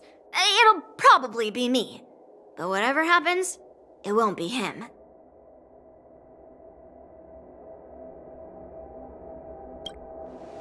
Not to be rude or anything, we've been watching their drama. I'm dying to find out who beats who. Quiet down. We have other guests here. I've prepared this sword to add some excitement to the ceremony, not to have you two squabble. It's not a good look for the Alliance. While you both seem confident that you'll win, you need to remember there can only be one winner and one loser in the ring, which could lead to hard feelings. Actually, I have an idea. We don't know who the winner will be, and it might not be either of you. But if you're eyeing that prize, you'll need to work together. I want you to take on an apprentice who will take part in the war dance and win at least one match. How does that make sense? In my humble opinion, while a Cloud Knight is commendable by securing victories, it's even more so to pass on your skills and spread the way of swordplay. I'd be greatly pleased if this apprentice could represent the Express in the war dance by displaying their Cloud Knight flair and prowess. Well, Elder Huayan's idea is quite interesting. Imparting swordplay skills requires teamwork, and both the winner and the loser will learn a valuable lesson regardless of the outcome. The question is, whom should the two of them take as an apprentice? Huh? Who? Wait, me? I noticed just now that Miss March seemed quite interested in the outcome of your sword fight, so I thought, why not teach her the art of swordplay? Wait, are you serious, General? Why am I being dragged into this all of a sudden? I've never practiced swordplay before. I'm a total newbie. You really think I can learn it? Well, you'll probably realize I have no hope and give up on me. And that'd be so embarrassing. Isn't this a perfect chance for you? I remember you mentioning that you wanted to learn some sword moves. Yeah, I did say that. But this is all happening so quickly, don't you think? Miss March is like a piece of jade in the rough, just waiting to be shaped. The war dance is the perfect opportunity to see what heights she can reach. I appreciate your kind words, General YN. But won't teaching me swordplay be a waste of Yanqing and Yunli's time? They should be preparing for the ceremony. Plus, I heard that each swordmaster has their own special moves. What if they let something slip while teaching me? If everyone knows each other's tactics, won't that make it hard to catch people off guard during the war dance? That's considerate of you, March 7th. But don't worry. It'll take you at least a decade of hard training before you can even start learning special moves. No need to freak out. A few Juming swordplay tricks will mean you'll be more than equipped. Really? Looks like March's curiosity has been piqued. The whole point is to know each other's moves. Defeating your opponent in just one move? How boring would that be? Plus, what really decides a swordsman's fate isn't some special move. It's the solid fundamentals. So Miss Yunli has already agreed. What do you say, Yanqing? General, I haven't graduated yet. How can I be qualified to teach swordplay to others? So you're admitting your defeat, huh? If you're not even confident to teach, why don't you let me be the ringmaster instead? Yanqing, teaching an apprentice is also a way of honing your own skills and gaining insights. You've been an apprentice for years. It's about time you looked at swordplay from another perspective. I see, General. Then count me in. Now that Yang Qing has agreed too, it all comes down to Miss March giving her nod. It's up to you to make the final decision, March.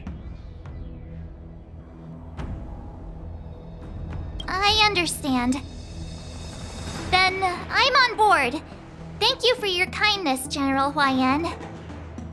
Great! Starting tomorrow, Yanqing and Yun Li will teach you the basics of the Cloud Knight's swordplay. Yun Li and I will head out and purchase some sword practice equipment for Miss March. Think of it as a little initiation gift. You're too kind.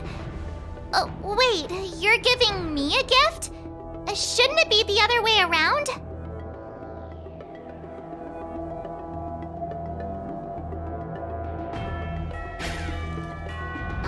General Huayan's gone. Wait, why does something feel off about what we talked about?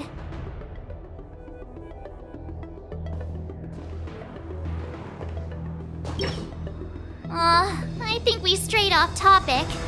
How did things even get to this point? Yeah, I brought you here because the General said he had some important matters to discuss. But how in the world did Yun Li and I suddenly become Miss March's swordplay mentors? Because General Huayan wants us to stick around on the Luofu for some time. But from his point of view, we're no different from all the other tourists who may leave at any time. Since the crew's actions were mentioned in the Luofu's operations log were given to the Alliance, he probably wants to see firsthand if we're as capable as the report claims, or if we're just some made-up excuse to save face.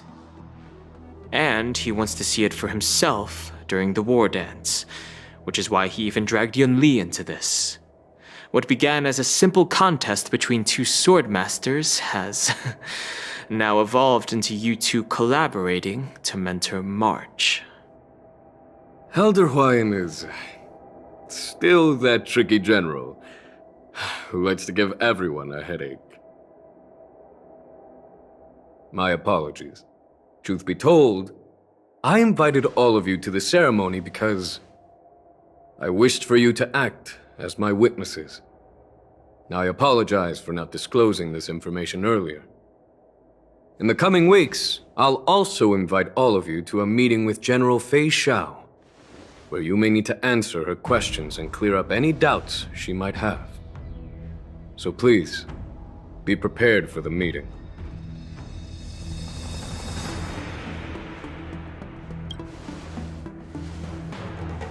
Don't worry, General.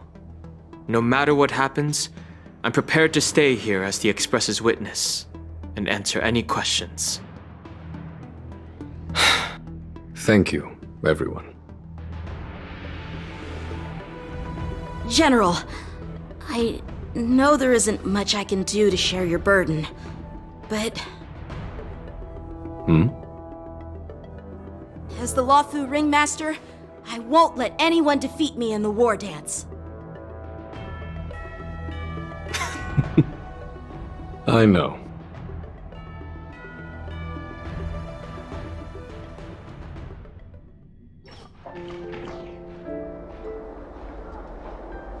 The illustrious Merlin's claw waiting for me? And for so long, too? It's quite an honor. It's been a while, General Fei Xiao.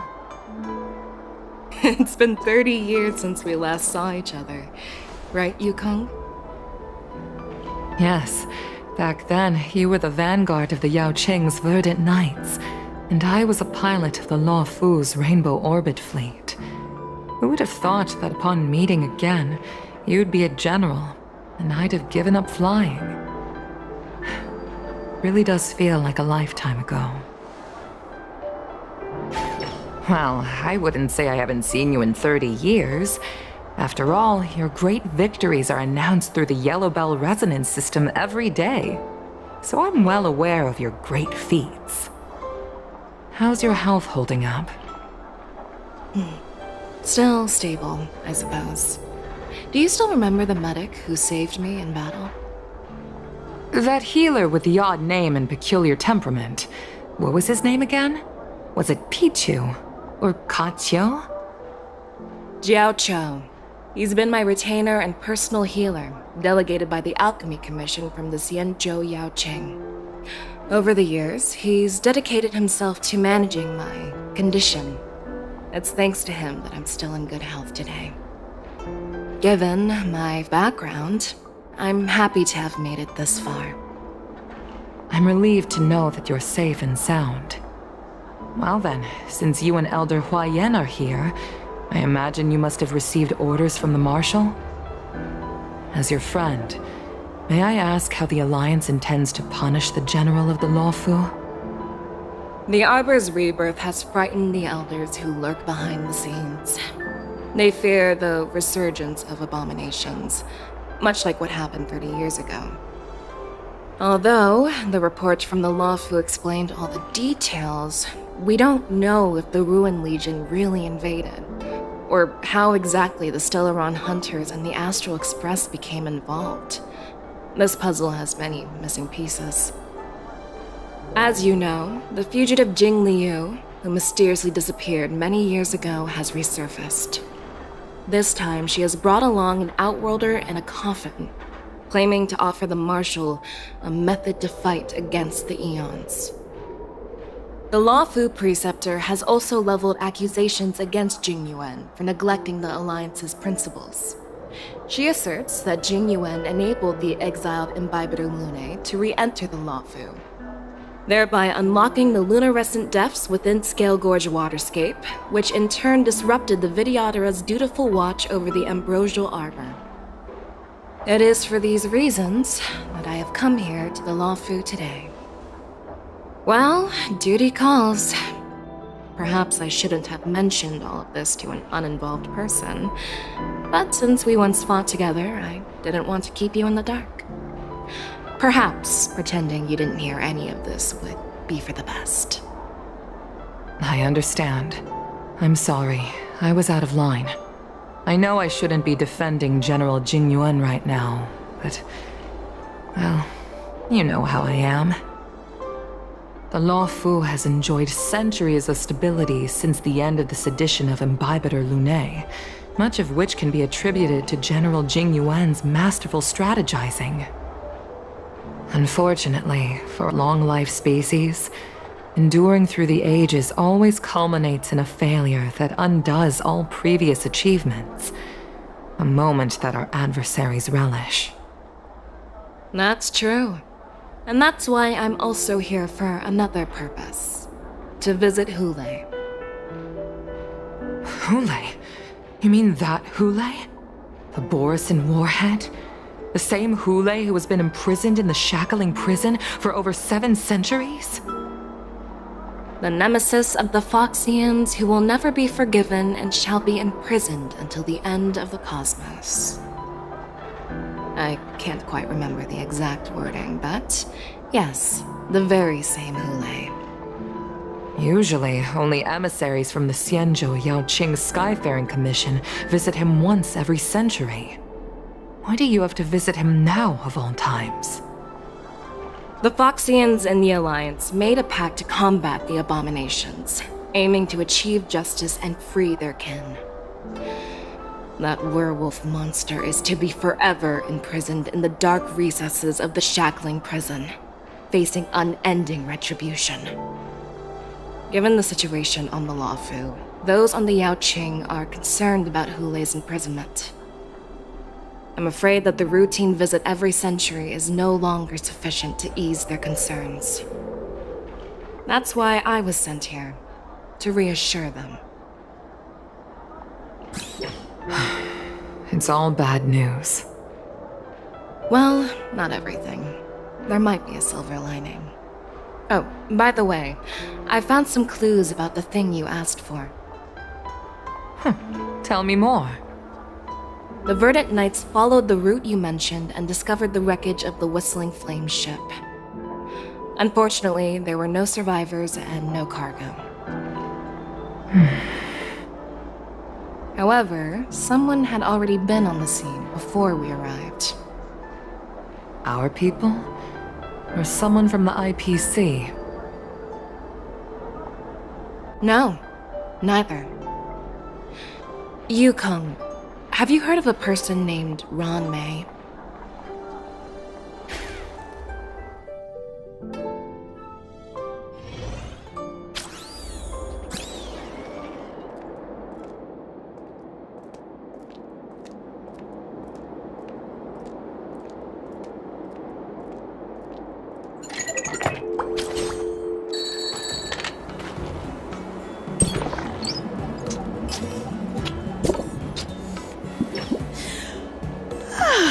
I'm still feeling sleepy.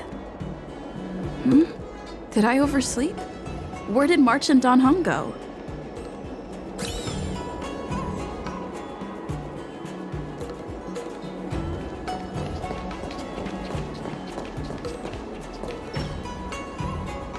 There you are.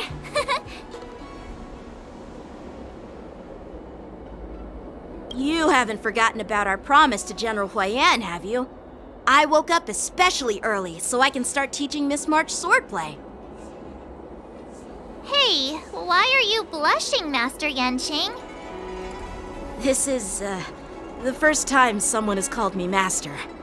I need to, get used to it. Let me make it clear. Swordplay training is about improving your body, mind, and strength. It's not a casual game you can master overnight.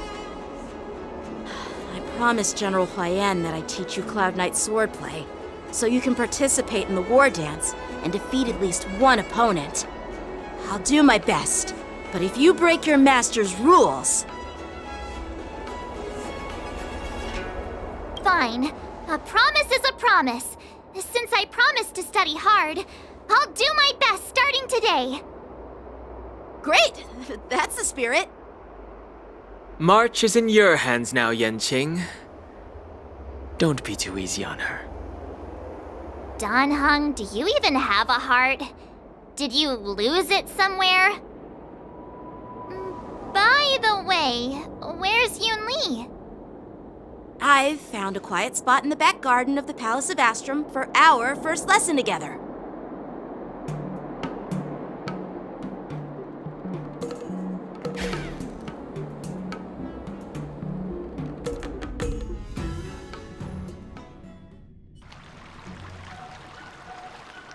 Seriously?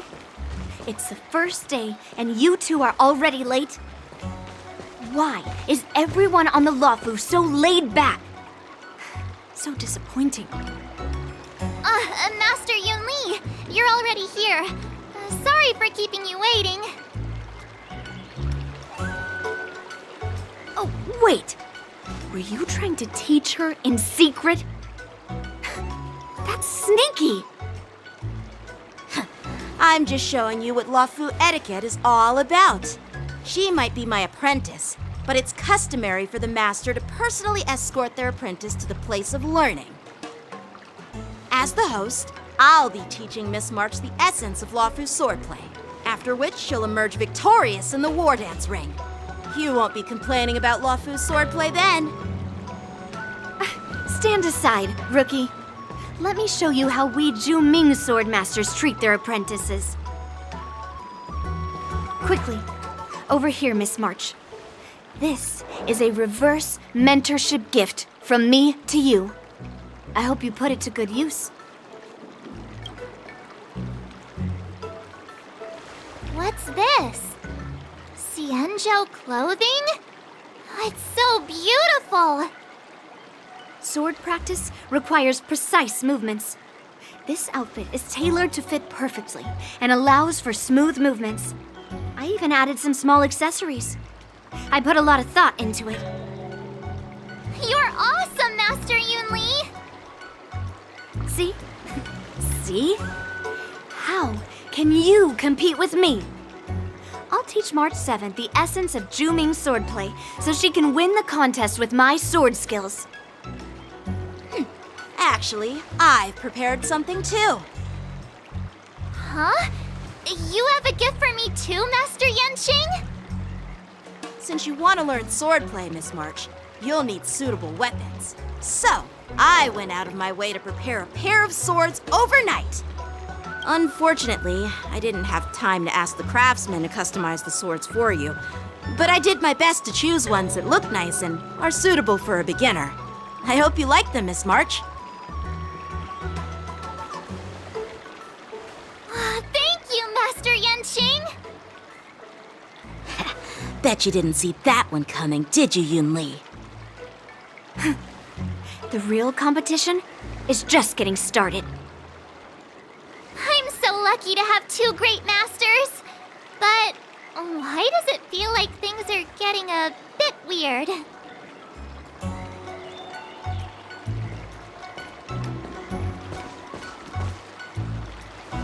So what do you think, masters? Does this outfit suit me?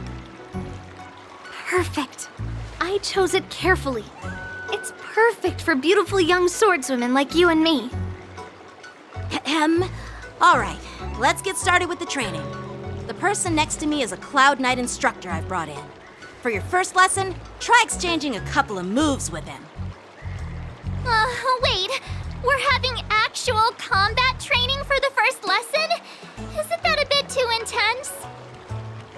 Well, I heard you have some experience with archery and martial arts. The first thing we're going to do is see just how strong your fundamentals are.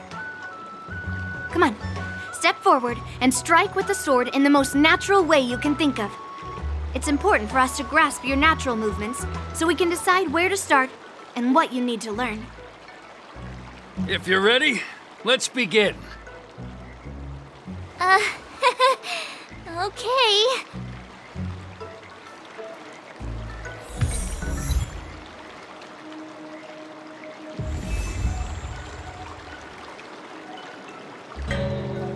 Are you ready? Yeah, I'm ready.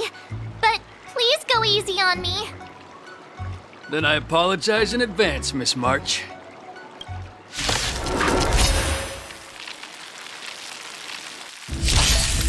Ready to shine.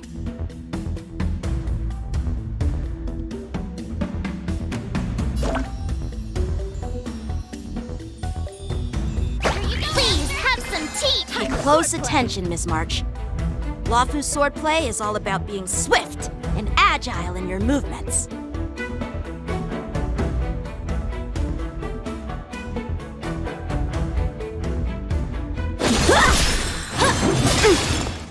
Right on time. Yes, you! Ignore him. Strength is everything.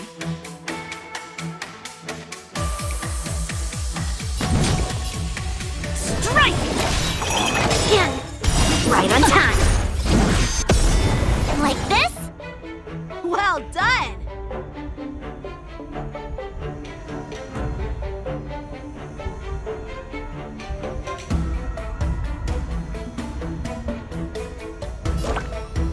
Oh, come on! Let me fight! Mountains! Oh! Bladed flight! Yes, you! Practice is over. Swords descend! I'm starting to get the hang of it.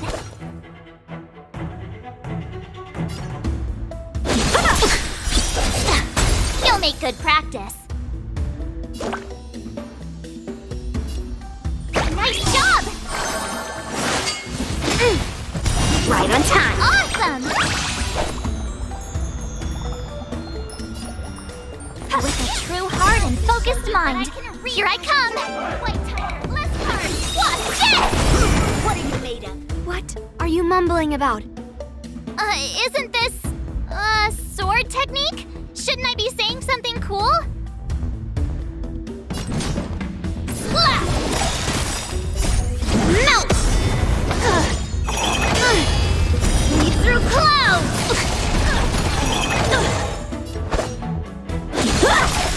Ready to shine! Yeah! Strike while the iron is hot. Ha!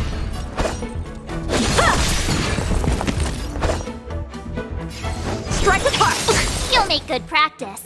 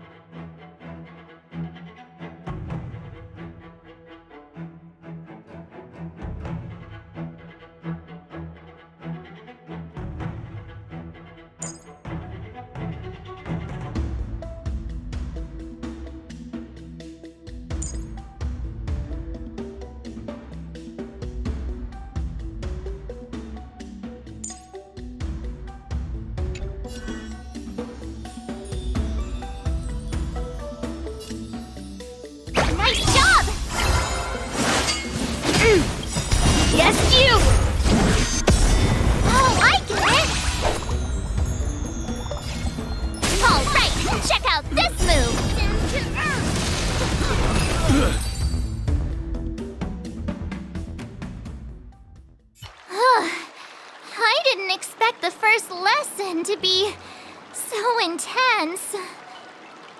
Miss March has quick hands and a flexible body. She's a perfect fit for practicing Luofu swordplay. However, she lacks strength, and her strikes were a bit unfocused.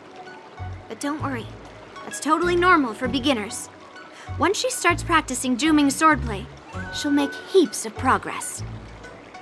Given the situation, I believe Miss March should start by working on her strength. Seriously, do you actually know anything about swordplay, or what? I could ask you the same thing. Dual swords require agility, so what's more important than footwork? Instead of focusing on her strengths, we should address her weaknesses. The drawback of wielding two swords is not generating enough force. What good is being quick on your feet if you don't have strength? It's not like we're dancing here. Skilled swordmasters know how to play to their strengths and work on their weaknesses. Start with what you're good at, then tackle your weaknesses. That's the right way to learn. You're quite the theorist, huh? Theorist? You claim to be able to talk to swords. So what does that make you? A lunatic? Hey, it's only my first lesson, and you're already arguing. Come on, calm down, masters. I'll have to improve both my footwork and strength anyway, so it doesn't matter which one comes first. But it does matter. Just listen to me, March 7th. Aww.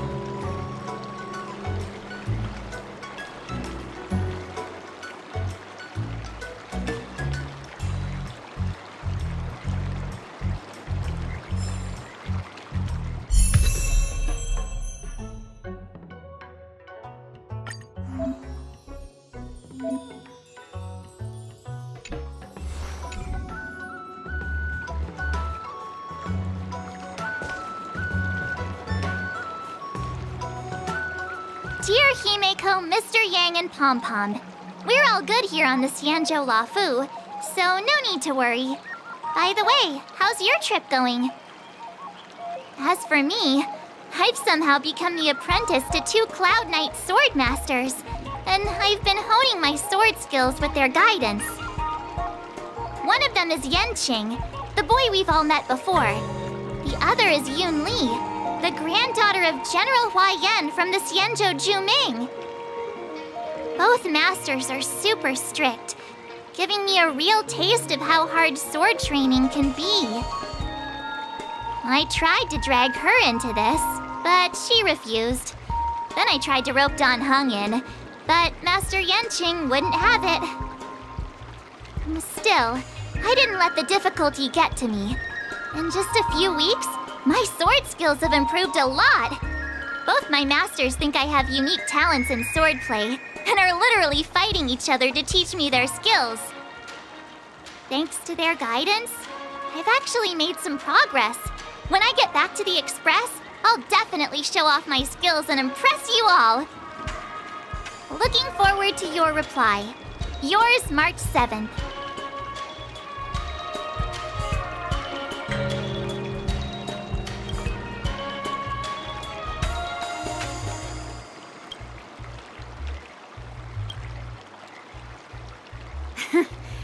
Well done. Let's call it a day.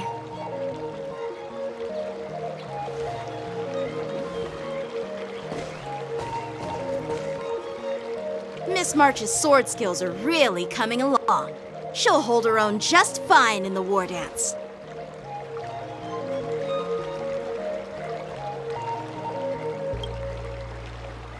Just you wait and see. I'll show off my skills in the ring and win a match. I'll make both of you proud. Can you believe it? March 7th has actually become a pretty decent swordmaster in such a short time. Now I understand why Grandpa always had a grin on his face while training me. Are you sure he wasn't laughing at you? Oh, shut up! It's all thanks to your amazing guidance, Masters. Miss March, you're really getting the hang of wielding dual swords. If you're keen on advancing, trying out different Xianzhou blades can improve your touch. Let me see. Which sword is the most powerful? Single sword? Great sword? Or maybe a flying sword?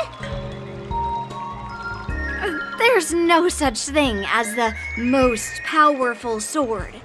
It's all about the skill of the sword master. Yanqing wields several flying swords, while I only wield one.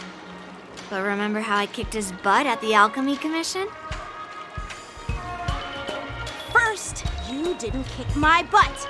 Second, you'll never kick my butt. Third, how about we settle this right now and see who kicks whose butt? Yeah, I'm up for that. And if I kick your butt, you'll drop out of the war dance. Deal? Why are you two arguing again? I thought things had been improving between you lately. There was talk that the leading disciples of the Luofu and Zhuming generals were supposed to face off in the war dance, but for some reason, they suddenly teamed up to train an apprentice of their own. Turns out the rumors are true.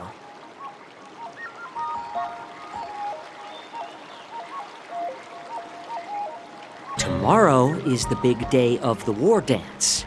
Shouldn't you two be focusing on honing your skills instead of teaching swordplay here? You're... Oh, that's right! You're the pink-haired box from the Yaoqing!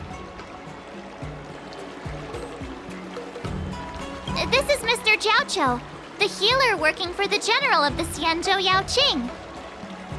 Ah, got it. So, you're the participant attending the war dance on behalf of the Yaoqing, and you were trying to sneak a peek at our training? Sorry for the misunderstanding. I don't know anything about martial arts.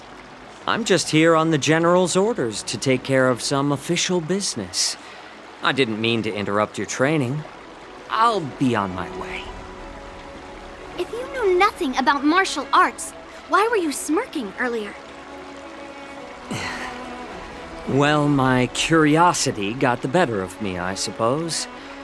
When I heard Miss March's pondering about what to learn, I couldn't help but wander over. From my professional experience, cleavers, slicers, chopping knives, and carving knives are all just tools. Kind of like frying, sautéing, boiling, and deep frying in cooking. They're just ways for people to show off their skills. How you use them really depends on the ingredients you're working with. It's like your sword teaching methods. If you align your ingredient, in other words, your apprentice's natural tendencies, with the right cooking method, by which I mean the teaching method that best suits her, she'll make double the progress in half the time. For example, golden eggplant tastes best when fried, cloud peppers when stir-fried, and yellow boulder beef when simmered. It's all about discovering the nature of the ingredients. Apprentice.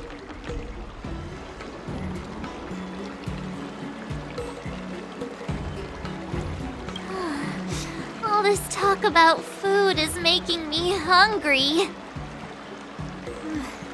Aren't you a healer? Why are you talking about food? Well, it's just a metaphor. The medicinal school I follow on the Xianzhou Yaoqing is called the Ranja School, that specializes in food therapy. So it's only natural that I know a thing or two about cooking. So, you're the general's cook? I'm a healer. But anyway, a cook who isn't interested in health doesn't make for a good advisor. Fine, call me a cook if you want. Seeing the way you're looking at me, it's obvious you think I'm just some feeble academic who likes to blabber on about martial arts. But in reality, I know a thing or two about killing. After all, the art of healing inherently encompasses both life and death.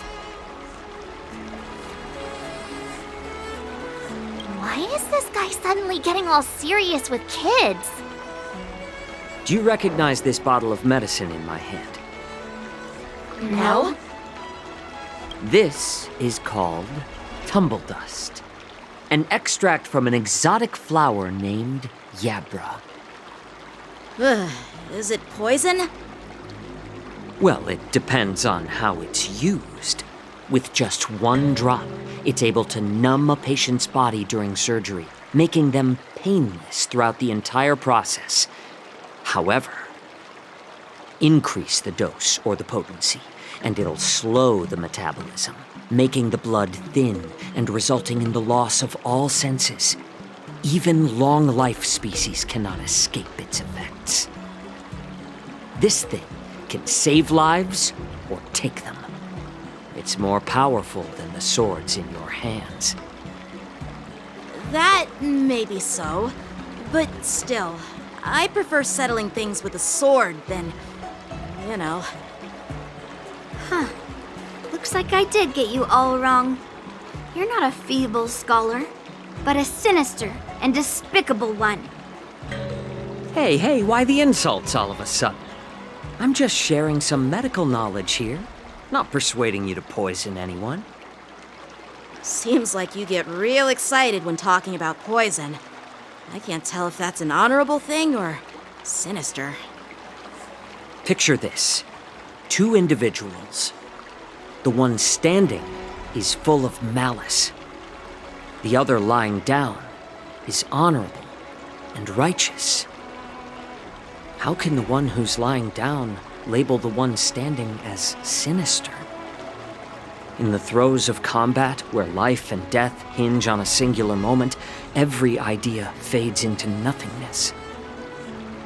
The only thing that matters is staying alive. Surviving the battlefield reshapes all notions of worth, be it integrity or treachery. In my eyes, their significance is negligible.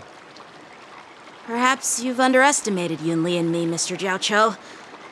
We may be young, but we've seen our fair share of war. Well, then you should know that the war dance is nothing more than a contest. So why are you so focused on it? When I was appointed as the ringmaster for the war dance, I asked the general, we Cloud Knights are supposed to charge into the fray and slay enemies. Why do we have to swing swords in a ring just to please an audience? And this is how the general replied. To unsheath your sword in a ring is no different than on the battlefield, as your sword reveals the might of all Cloud Knights. The war dance is the perfect chance to showcase martial virtue and forge alliances from all over the cosmos. When we unsheath the sword without drawing blood, we not only display our might, but also the martial virtue of the Cloud Knights. That's quite an insightful statement, Yanqing. Well, my apologies for being so short-sighted.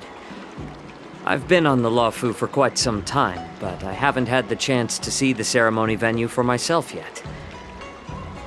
Hearing you speak so highly of it has piqued my curiosity. Would you mind showing me around? You want to see the Sky Splitter ship where the war dance will be held? Let's go! I bet Yunli and Miss March haven't seen it either, right? Well then, I'll give you all a tour.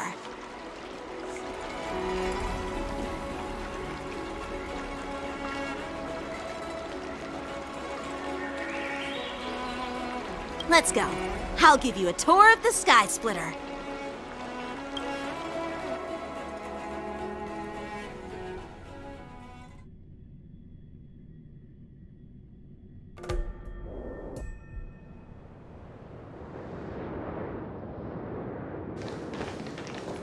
Looks like a lot of other visitors have also come to catch a glimpse of the Sky Splitter.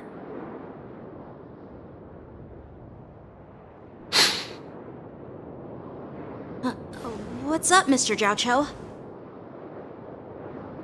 No, it's nothing.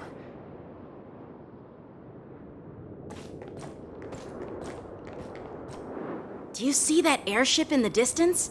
That's the Sky Splitter, the venue for the war dance ceremony. It doesn't look all that impressive from this distance. The Sky Splitter is actually a decommissioned Luofu military vessel. People aren't allowed on board until the war dance officially commences. Tomorrow, when the bell rings and the ceremonial cannons roar, I'll be there representing the Cloud Knights of the Xianzhou Luofu, standing in the ring, ready to take on challengers from all over the cosmos. Since I was a kid, I've been training in swordplay and the art of war under the general. Every day, I'd swing my sword 10,000 times, and then thrust it 10,000 times, repeating the process over and over. I understand that I'm not like other kids. I never envied the toys and freedom they all had. I never found sword practice boring or hard. Even in the thick of battle, facing down savage abominations, I never felt scared. Each day, I could feel myself getting stronger and stronger, and I racked up countless victories. It's the best feeling in the world. But then, I faced a really tough opponent. And just one slash shattered my confidence into 1,000 pieces. That's when I felt true fear for the first time. Maybe that's what Mr. Jiaoqiu meant by life and death hinge on a singular moment. Every idea fades into nothingness. After that, I had to pick up the pieces and try to put myself back together. But no matter how hard I tried, I couldn't seem to find my old happy self again. I often ask myself, why do I wield my sword? If defeat is inevitable, why do I continue to fight? Is it to reclaim the joy of victory? To meet the general's expectations? Or to secure my honor among the Cloud Knights? While the general could teach me the art of swordplay, he couldn't teach me why I should keep on going. He said the reason must come from within myself. I've been struggling to find that reason. But after talking with you, Mr. Jiaoqiu, I think I already have that reason in mind. As a member of the Cloud Knights and the General's apprentice, I've had a weight on my shoulders. And I know there's still more to shoulder. But when I wield my sword, it feels like I'm letting go of everything. I love the feeling of giving it my all, facing any obstacle in front of me, pressing forward. That's why I wield my sword. Oh, Yanqing. So young, yet so grown up. By the way, how old are you exactly? Age doesn't really matter. All sword masters will understand how I feel. I get it. Looks like all the kids on the Luofu live tough lives. So, how about you, Miss Yunli? It's not polite to ask a girl her age, no matter which Xianzhou ship you're on. I'm not asking your age. I'm asking if you have a dream like Yanqing has. You don't talk like a cook. You sound more like a TV host or something. Need I repeat myself again? I'm a healer. Well, I don't have a dream like Yanqing does. The only reason I'm participating in the Ringmaster's Challenge is because I made a promise to my grandfather that I'd win the precious sword he's contributed to the war dance. Sounds like that mind of yours is just filled with swords. I bet you've got nothing better on your mind. My father was a craftsman on the Xianzhou Juming. Because of his foolishness, many innocent people fell victim to the cursed swords he forged. Since I was a kid, it's been clear to me that not everyone deserves to have a weapon in their hands. Giving them a sword is no different than being cruel to the innocent. So, whenever I come across someone unworthy of a sword, I can't help but want to take it away from them. Given that Yanqing is the war dance ringmaster, I'm stepping up to challenge him. To ensure the precious sword doesn't fall into the hands of an unworthy master. Hey, what do you mean by an unworthy master? I see. It's not easy for kids on the Juming either. Well, it's better to have a reason for wielding a sword than to be lost and confused. I've saved countless Cloud Knights in my life, and there are plenty of exceptional warriors, just like the two of you. What happened, Mr. Zhao Chou? Oh, nothing. I was just reminded of some old friends and old tales. Judging from my professional perspective as a healer, both of you possess remarkable vitality. Your energies flow like raging fires and mighty gales. The upcoming fight will definitely be impressive. Well, we've seen the Sky Splitter and toured the Stargazer Navalia. I guess it's time to say goodbye for now. What? You're leaving already? But you haven't asked me about my dreams. I've been working hard too, you know. It's getting late, Miss March. Unlike you lot, I'm a grown-up bound by responsibilities and duties. The tasks entrusted to me by the General won't complete themselves. By the way, Yanqing, is it normal to have so many people wandering around in an automated area like the Stargazer Navalia? Actually, this is a restricted area. But since you're all guests, I made an exception, so you could take a look around. I understand. Well, I'll take my leave. I wish you both the best of luck in the ring tomorrow.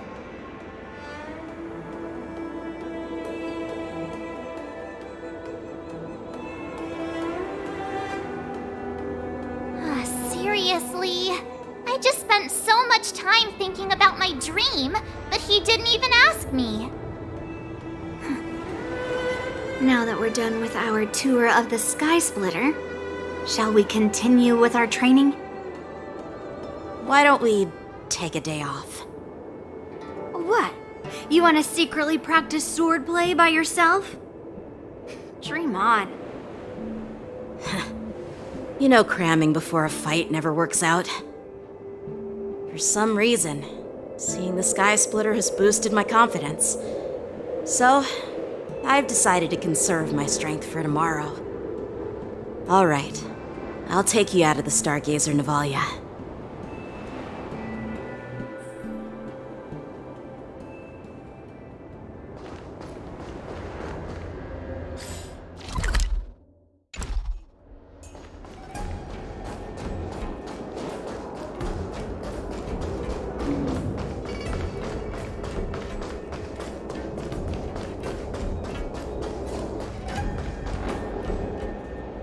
Just shut up, Red Fang!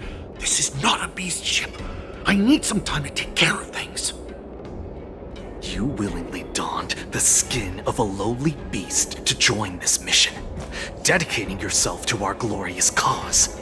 And now you're telling me you can't handle it? Do you realize how many ships we need? I'm doing my best, all right? It takes time to figure all this out. When the guns go off tomorrow, all eyes will be on it. That'll be our only chance. How's that? Who's there?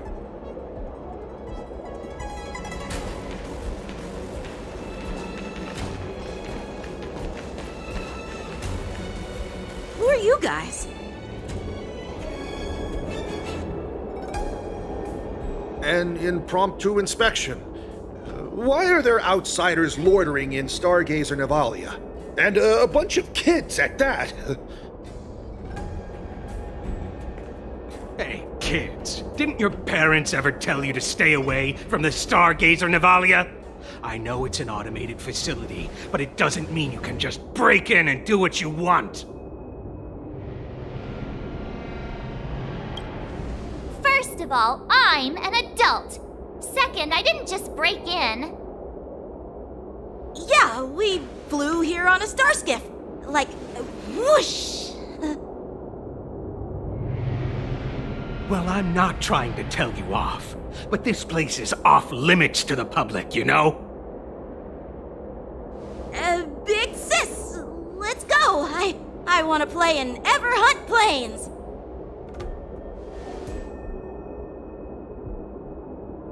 Huh? Everhunt Plains?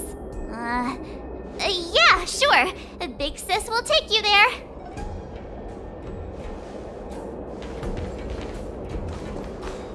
Shuha!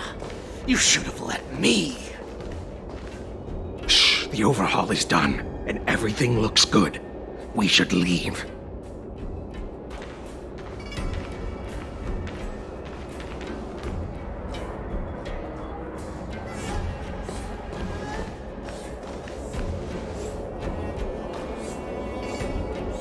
Could you repeat what you just said, Yenqing?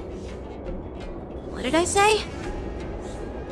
Big sis, let's go. I want to play in Everhunt Plains. Come on. Can't you read the room? Something is definitely off about the 3 people we just met. Yeah, anyone could see that. I just wanted to hear you say it again. That pink-haired fox tried to say something. I'm pretty sure he sensed something fishy. Since he's not familiar with this place, he just dropped us a hint. But you didn't seem to be paying attention at all. I knew that from the beginning.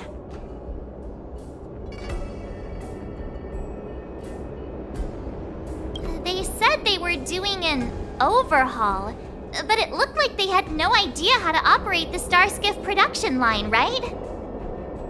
And it's suspicious how they suddenly finished their overhaul and walked away as soon as they laid eyes on us. A Cloud Knight, a member from the Skyfaring Commission, and a craftsman. They're from various departments, and the reason for the overhaul seems legit. But one of them blurted out some weird language just now. Did you hear that? I have a feeling that if we secretly tail them, we'll definitely catch these guys in the act. Follow my lead, and be careful not to blow our cover.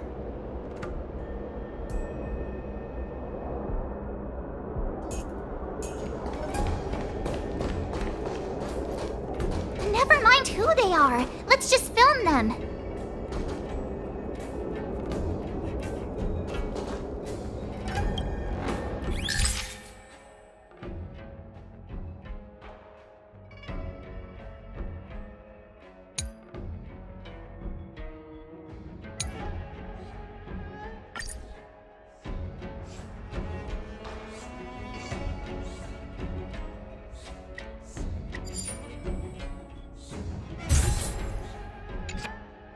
We should have just killed those lowly beasts. Those little brats won't take up much space. There are boxes all over this place. Just dump them into one and no one will notice. Cut the theatrics, Grulok. Even the slightest slip-up could interfere with Lord Moktok's plans. So where are we heading next? To check the freight skiffs. We've got a lot of preparations to do. Also, don't forget to take those crates with you. Weapons, supplies. We've got to be well prepared. Otherwise, we're screwed. So, are they Smugglers? What exactly are they up to? I have no clue, but they seem to be moving those crates. I've got an idea. We can hide inside the crates and follow them.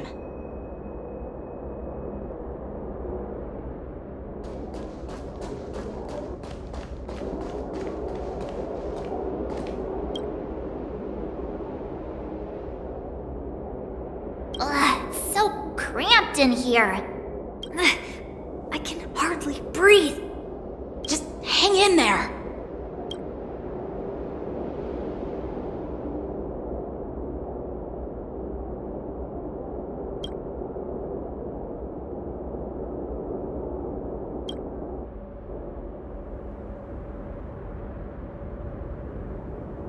Let's just put the cargo here for now, all right? Then we'll move on to inspect the ships. Lord Moktok said that as soon as we're done, we're to board the freight skiff and leave this place. Don't worry, I've changed the shipping schedule. You two, come with me. Is it just me? I keep smelling that stench of lowly beasts everywhere we go. Don't be so paranoid. Looks like they're planning to escape on the skiffs in Stargazer Navalia. They keep talking about their plans, but where do they come from? And what do they want to do on the Xianzhou? They're definitely up to something bad. Wait, they disappeared! Let's catch up to them.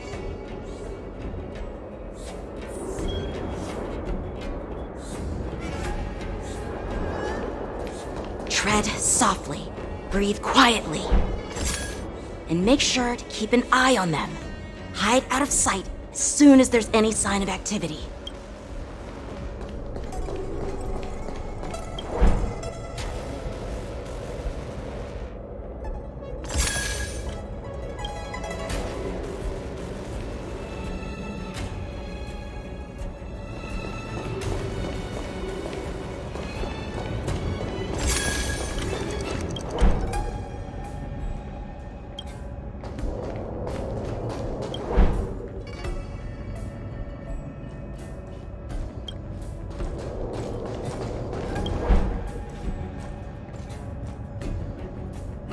Don't be so paranoid.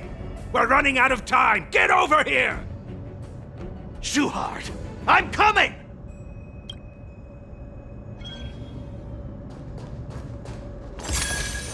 They're leaving. We should catch up to them. Quickly!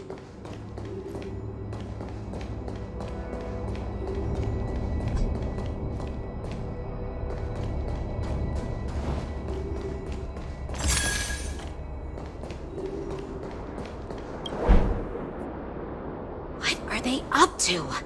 They're all wearing official uniforms, but I'm pretty sure they're not members of the Skyfaring Commission, the Artisanship Commission, or the Cloud Knights. This is way too suspicious. Never mind who they are. Let's just film them. That way, if they do anything bad, we'll have solid evidence against them.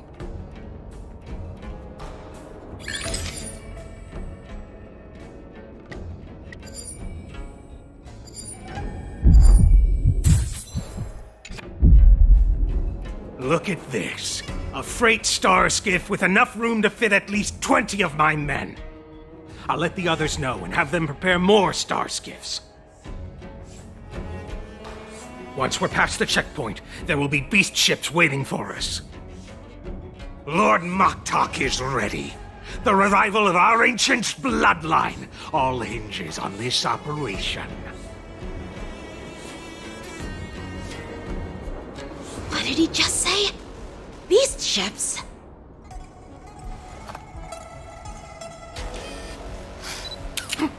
Who's there? It's those brats! I told you to get rid of them, but you didn't listen, you idiot! Wipe them all out!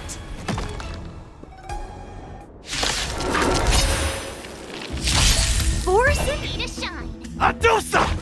Die, you lowly beast!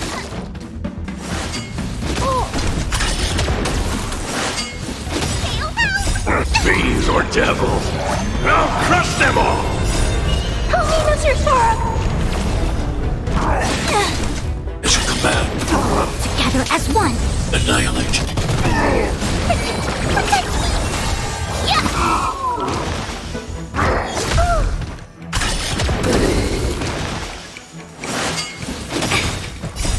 Human creations.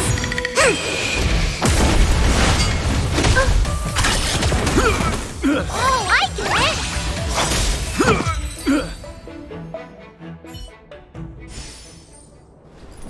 How is this possible? How did these Foxians change their appearances like that? They're not Foxians at all. They revealed their true form. They're Borisin, just like the bandits I defeated on the IPC ship. Wait, that means...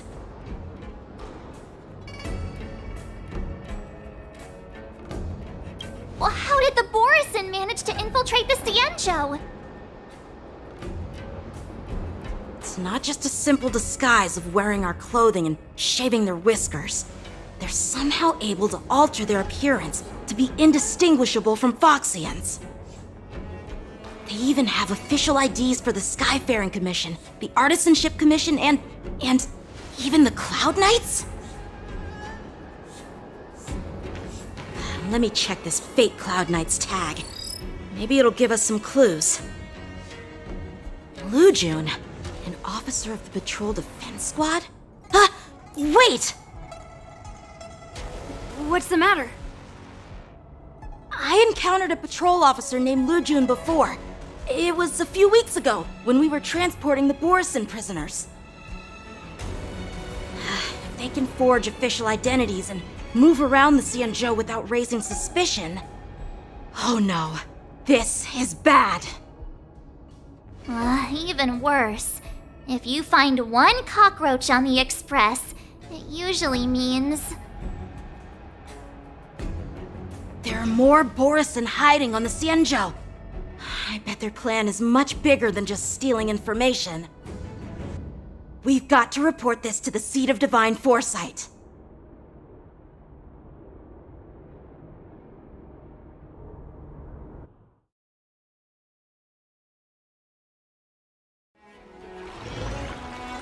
Picture? Some immortal's delight!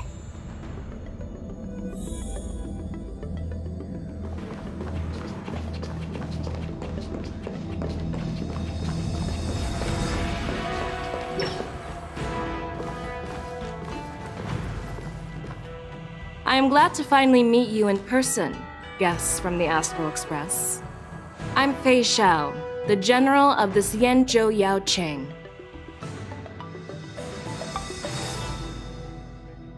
Let me introduce our guest to you. The one dressed in green. He's the reincarnation of Imbibitor Lune, and the person behind him is the newest member of the crew. I've heard a lot about you. Outside the reports from the Law Fu, the Skyfaring Commission of the Yao Qing has also gathered plenty of information about both of you. I've been eager to meet you face to face for reasons that I'm sure General Jing Yuan has explained, right?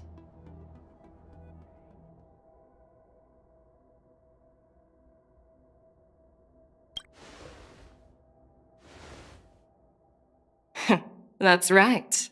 But don't worry, this isn't a trial. I just want to have a chat with you and get a better understanding of the facts. According to General Jing Yuan's report, the Ruin Legion is to blame for the Ambrosial Arbor crisis, and all Arbiter Generals should pay attention to the Ruin Author's movements. Over the years, the Destruction's minions have wreaked havoc on countless worlds, and the Alliance has been keeping an eye on them. But no one expected them to join hands with the remnants of the Abundance. The damage caused by the Ambrosial Arbor crisis was far less severe than expected, which is good news for us. However, it was quite different from the Ruin Legion's usual style of destroying life wherever they go. While I trust the bravery of the Divine Foresight and the Nameless, I'm curious about some details missing from the report. I'd like to take this chance to have an exchange with both of you. Let me be clear. The questions I'll ask might not reflect my actual thoughts. So please don't take offense if any of my questions seem a bit harsh. Please go ahead, General. But keep in mind we can only answer based on what we know. And perhaps you already have the answers to your questions in your heart. You have a clever tongue. I like it.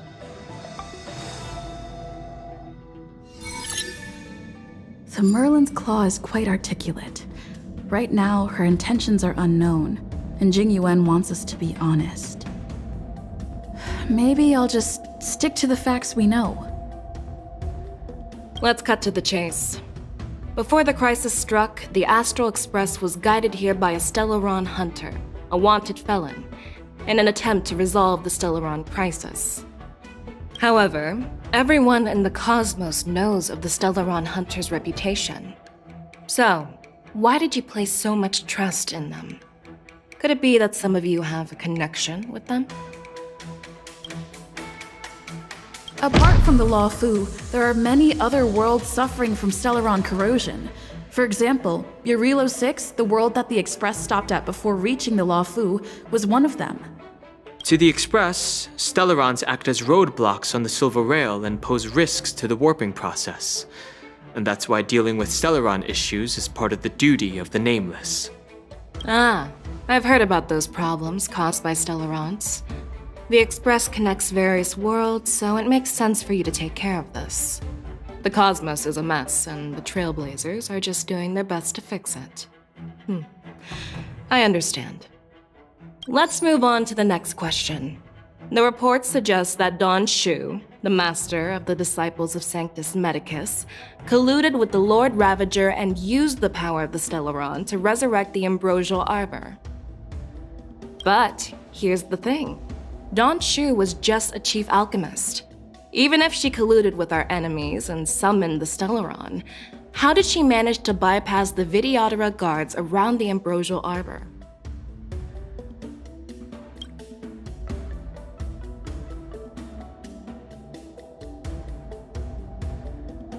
If the Law Fu hadn't exiled Dan Heng, leaving the Vidyadhara with no leader, they wouldn't have fallen into chaos, and there wouldn't have been the opportunity to bring the Stellaron to the roots of the Arbor unnoticed. Imbibitor Lune was exiled due to his own crimes. Now, Dan Heng, as his reincarnation, is free from his sins. However, why did he risk trespassing on the Xianzhou Law Fu before his exile was lifted? I was concerned about the safety of my companions, so I acted brazenly. I admit I was reckless at the time, but he returned despite everything. Now, let's consider the outcome. The Arbor was resurrected, and the Law Fu required a High Elder to repair the seal and suppress the Plague Mark. It's hard not to think about the stakes involved, right? According to the report, Lord Ravager Fantilia is the mastermind behind the entire conspiracy. She disguised herself as an ambassador of the Skyfaring Commission and traveled with you, only to vanish without a trace later on. It seems too convenient to label her as a scapegoat.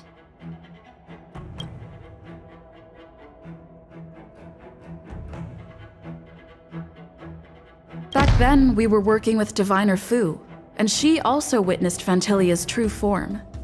You're not going to doubt one of your own people, are you? Of course not. We can trust the testimony of Master Diviner Fu Xuan. However, even if she saw it with her own eyes, we can't completely rule out the possibility that she might have been deceived.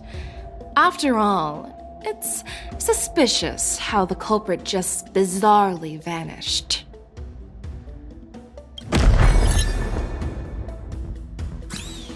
Oh, it seems that your answers have addressed all my questions.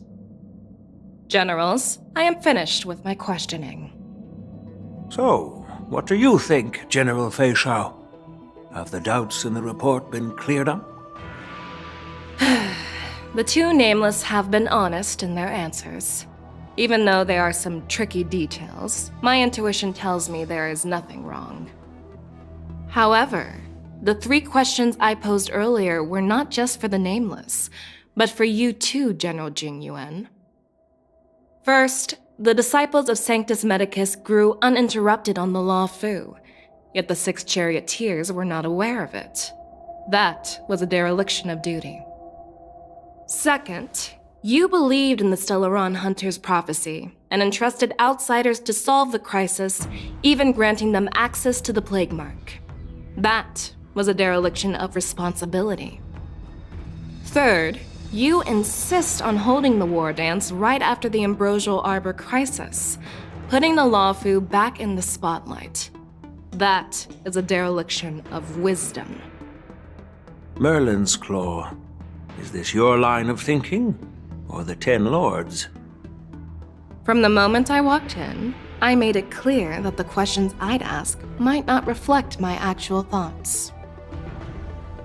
The disciples of Sanctus Medicus were deeply rooted and had been plotting for a long time. I admit it was my negligence for not noticing it earlier.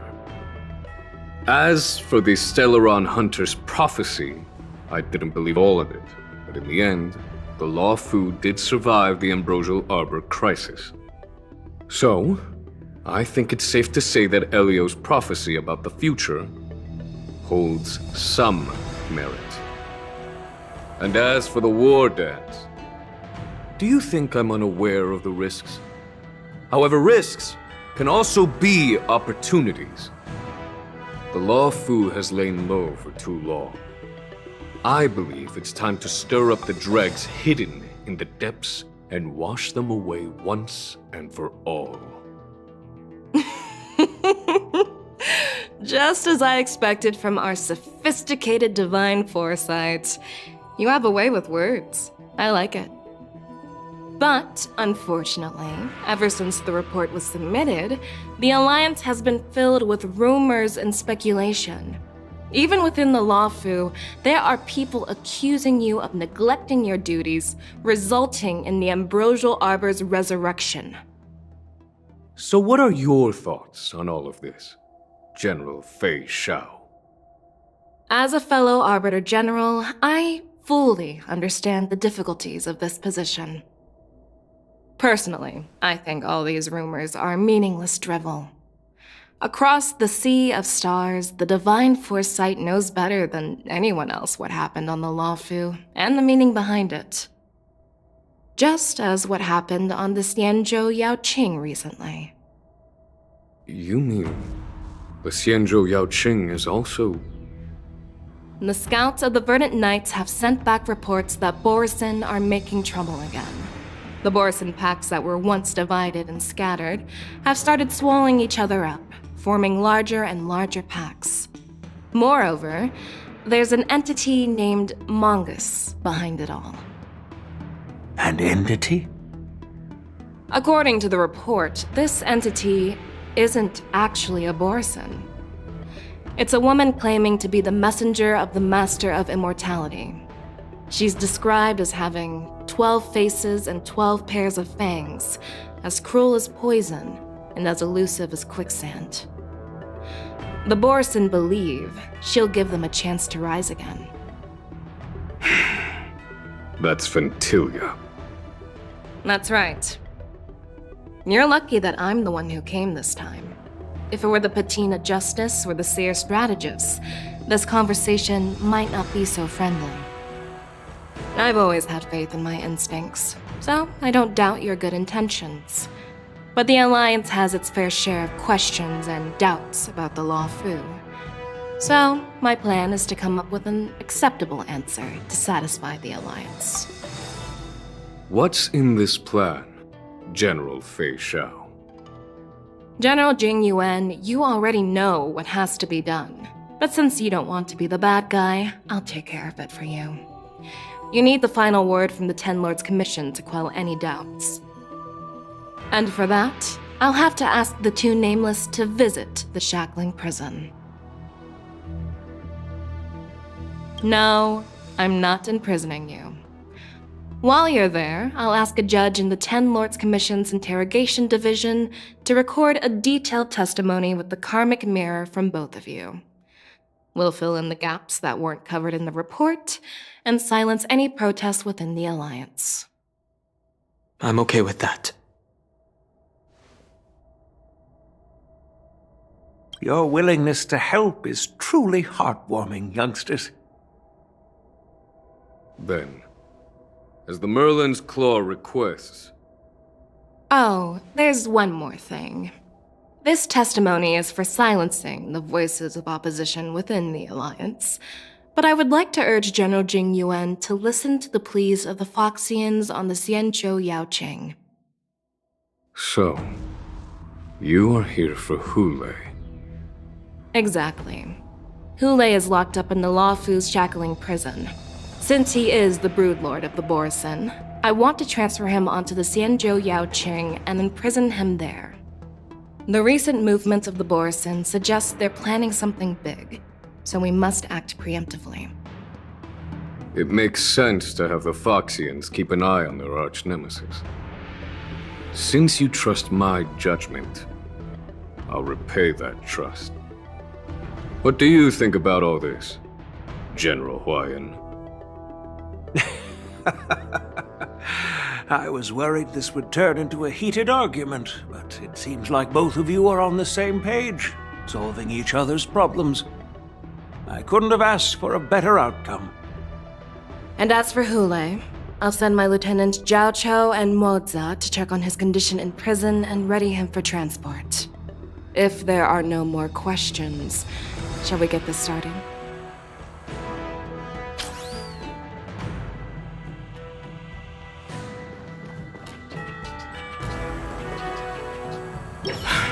I'm really sorry about all this. But the testimony in the shackling prison won't take up much of your time. I'll call for a messenger to take you to the interrogation division. You just need to give your testimony, and then you can head back. So no need to worry. As you wish, General.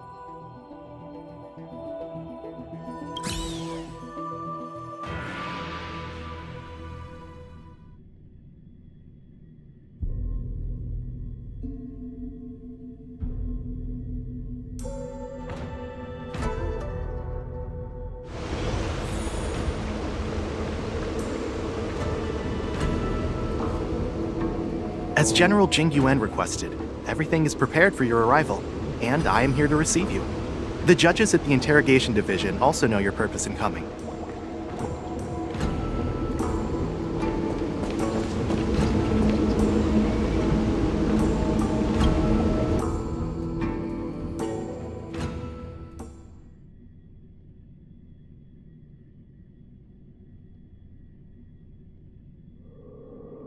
The shackling prison. I didn't expect to be back here after all these years. Dan Heng. Don't worry about me. If you're ready, I'll open the gate for you.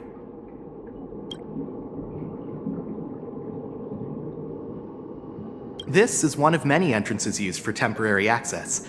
Since you're not actual prisoners, it makes sense for you to use this entrance. Please come on in, dear guests.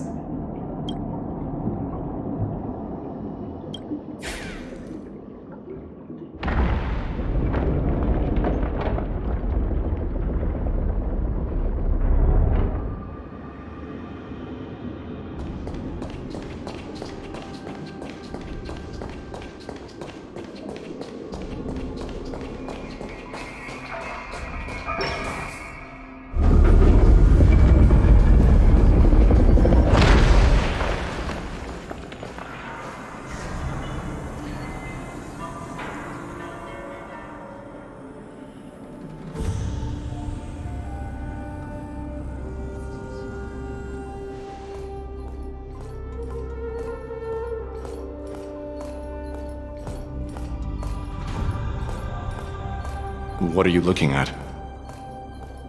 The shackling prison on the Luofu is completely different from the one on the Yaoqing. It's completely underwater. Whether it's in the clouds or underwater, breaking free would still be a piece of cake for me. Still thinking about your old jailbreak tricks, huh? Forget it. You're free now. Just don't do anything stupid, or the judges will throw you back in there and lock you up for a few hundred years. You'll see me again in just a few days. Taking Hule back to the Yaoqing means a lot to the Foxians on the ship, and to the General herself. So stay alert.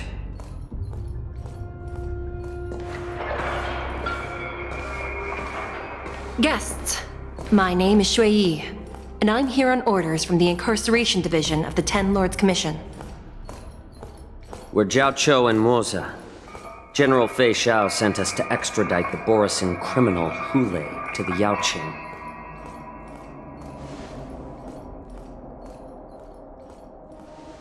We're here to inspect the conditions of his imprisonment and make preparations for the handover and transportation.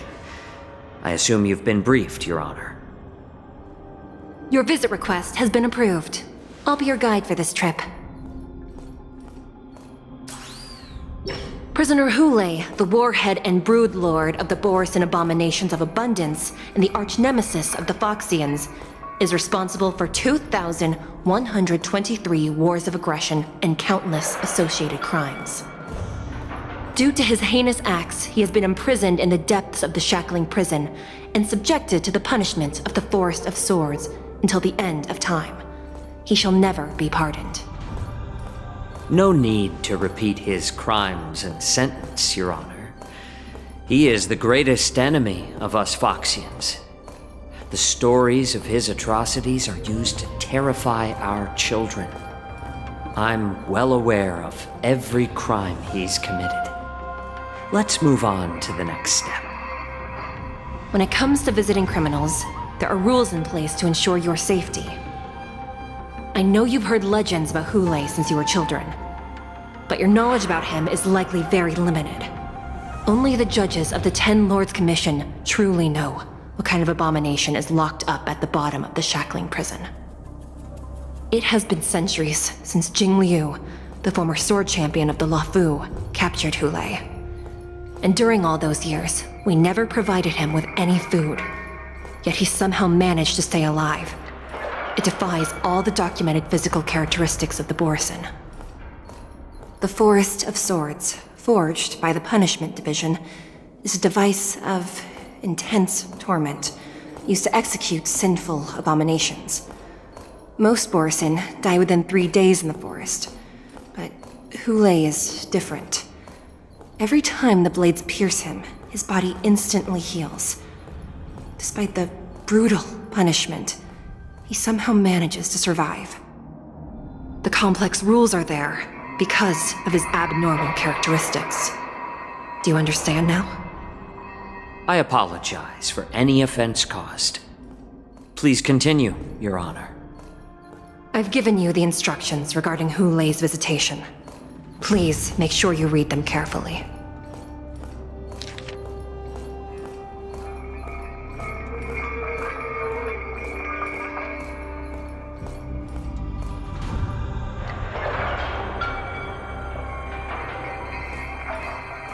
And please, take this pellet before proceeding. No, I'm not taking random medicine. Then you won't be allowed to visit Hule. Just swallow it already. Hule is like all Borisin. He can release a pheromone called lupatoxin that induces fear. Thousands of years ago, we Foxians were enslaved by the Borisin. Not because we were naturally weaker, but because of their lupatoxin. This pill is for our own mental well-being. I understand. I knew you were a reasonable person. Now that we've taken the medicine, let's proceed.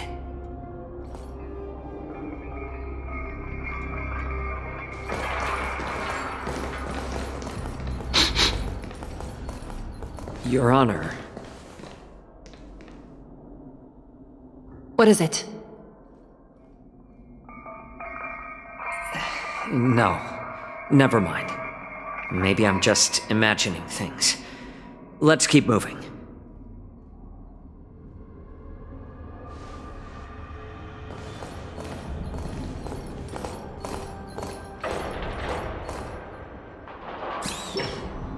Here we are. Her Honor hasn't arrived yet. Please wait a moment.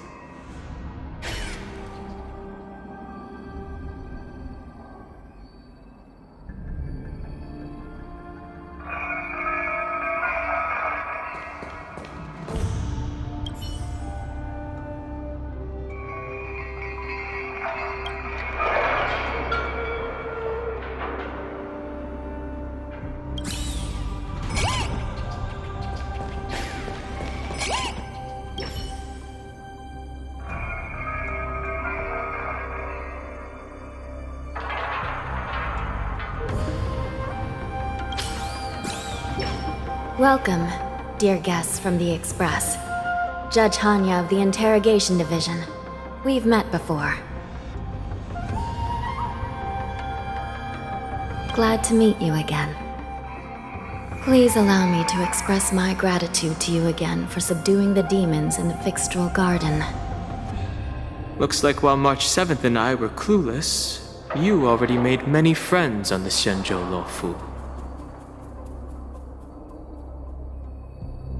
Even though you and I have met before, we can't show any favoritism under the Ten Lords. So, please do as I command as we head to Scrivener Hall and beyond. Don't do anything without my permission. This is not a place for ordinary mortals. You and Mr. Danheng, please come with me. Please lead the way, Your Honor. Please let me activate the mechanism before we all move forward. And please, watch your steps.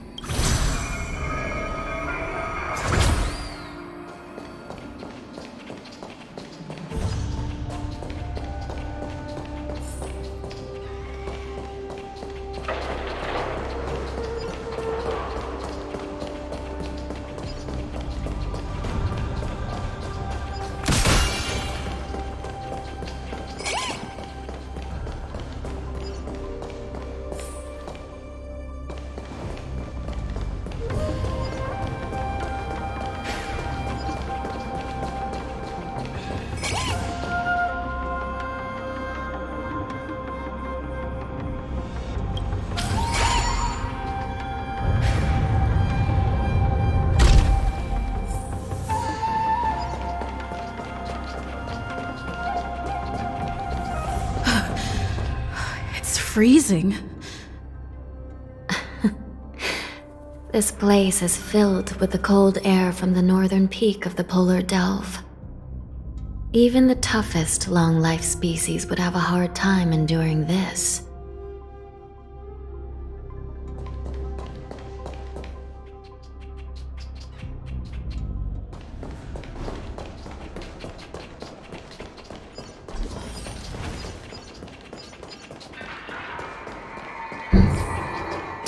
Something just now? Let me check it out.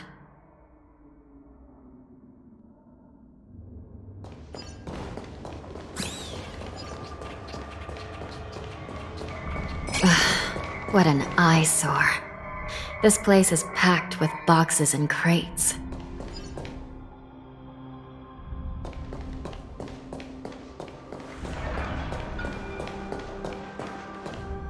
These crates...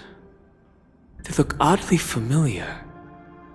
A few days ago, the Spiritfarers received reports about an IPC transport ship that was attacked by Borison.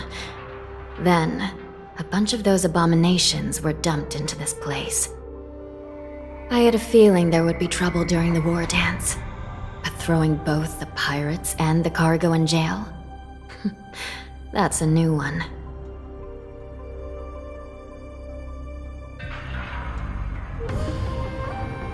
I heard the Intelligentsia Guild crafted something dangerous. We have many records in the Hall of Karma about these wise ones. They love to tinker with forbidden technologies, always trying to push the limits of ingenia. I caught a glimpse of the mechs in those crates, and they bear a striking resemblance to Borison. I wonder what they're planning this time. Well, business first. Let's keep moving.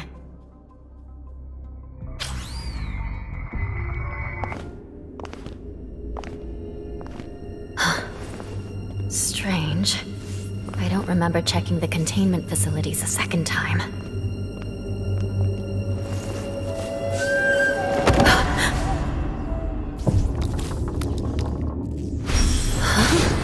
Watch out!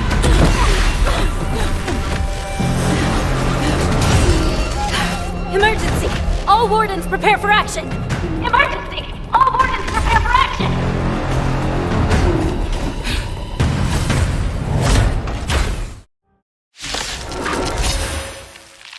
What's happening here? Why are these things moving on their own? Something's wrong. The guards aren't responding. It's a command.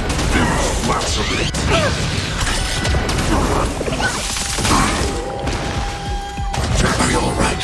I'm okay! This thing is going wild, just like a Borison. Looks like we're on our own for this one.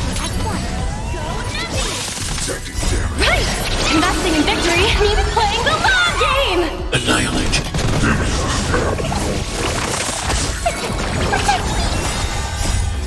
Fiends or devils, I'll crush them all! Help me, Mr. Sorok!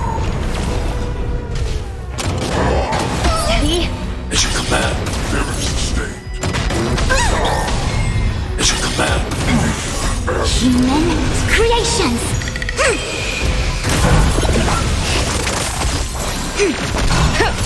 Hide. Never sustained. Stay back, Clara. Help me, Mr. Sorok! Get that! It's your command.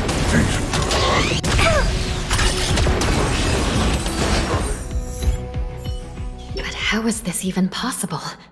The Spiritfarers follow the protocols, cutting off power to the mechs and sealing the crates. How could these mechs still start moving?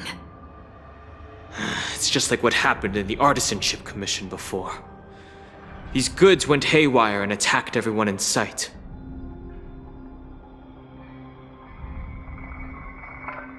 The Alchemy Commission members examined them and found some unusual structures within. These things showing up in the shackling prison can only mean one thing. A prison break. And whoever delivered these goods clearly wanted them to go through the Xianzhou's strict inspection process to show the Skyfaring Commission and Cloud Knights how dangerous they were. They wanted these mechs to end up right here, in the shackling prison.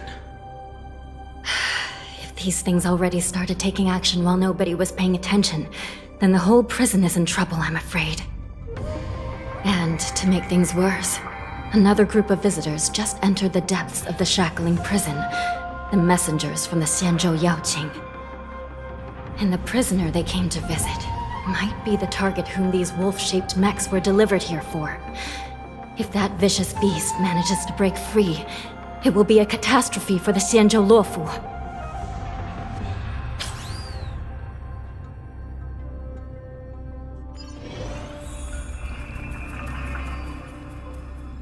Here we are.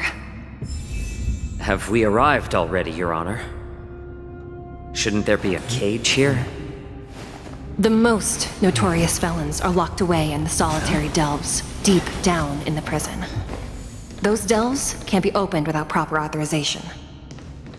The blue bird paves the path, and the Stygian lanterns illuminate it. Help me light up these lanterns, and the way to the bottom of the shackling prison will reveal itself. I've given you the diagrams for lighting the lanterns. Please take a look.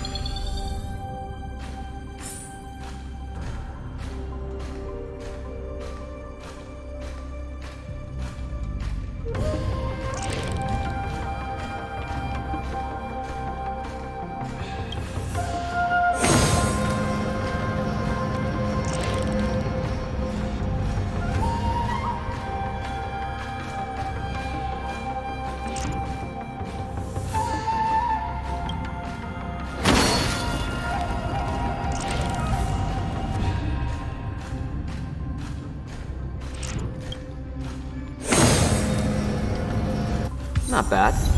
It could even use some more intensity.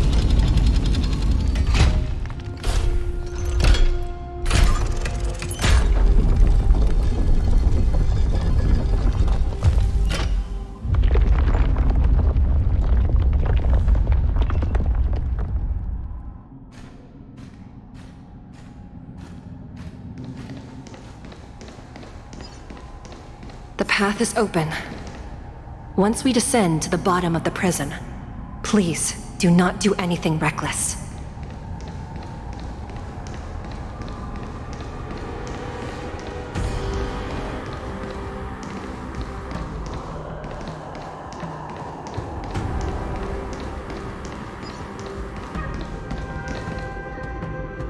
Inside the delve behind this door is the greatest enemy of the Foxians, Hule.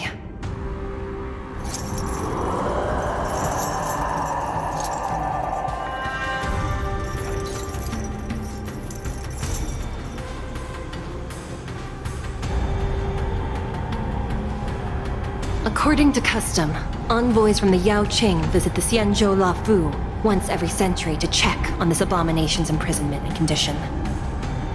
Even though the Ten Lords Commission sentenced Hule to the Forest of Swords, suffering every day for the rest of his life, I understand that the Yao Qing messengers want to see him dead.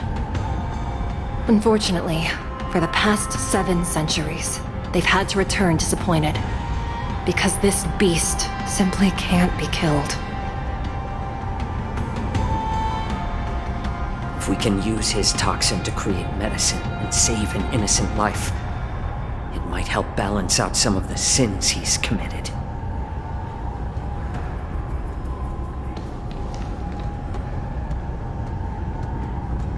Could you be the key to a cure for the General, Hule?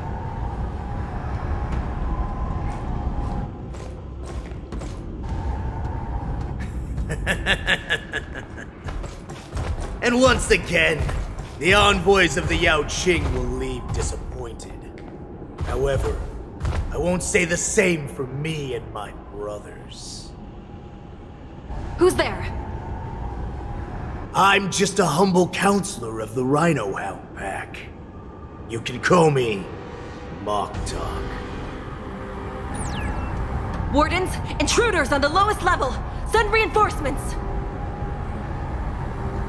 Nobody will hear you here, at the bottom of the shackling prison. Thank you for opening up the prison for us, Your Honor. We'll take it from here. No wonder I kept smelling that familiar stench. So it wasn't just my imagination. Do your thing, Morsa. We mustn't let these abominations get any closer! Detestable things. There are too many of them. Once we were inside the shack, we found soldiers failing everywhere. Any more shit? Converge and awaken! Annihilate. Helena's reform! Get them! Are you alright? I'm okay! I suggest you surrender now. Of course, I'll still kill you all. But I promise it won't have a meal. Are you alright? I'm okay! Human creations!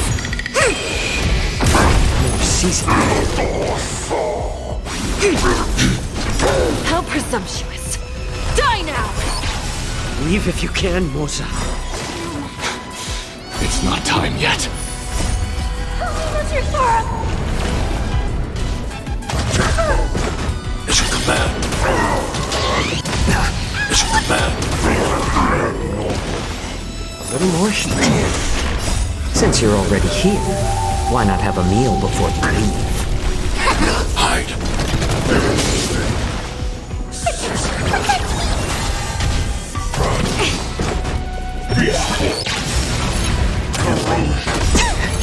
Stay back, Clara. Bees or devil! I'll crush them all! Help me, Mr. Sora!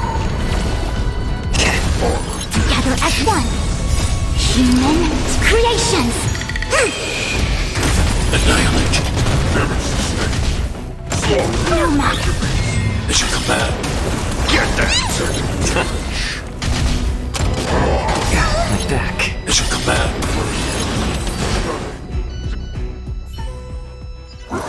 Guard the gate! They can't be allowed in!